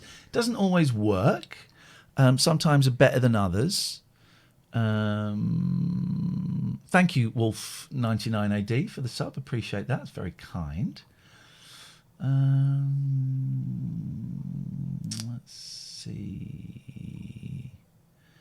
Let's see. It's a strange element. Just chatting by playing World of Warcraft. Who's this young lady? Get ready with me. What's she getting ready for? That'll be makeup. So I'm trying to decide if I'm going to play a game or just stay and just chatting.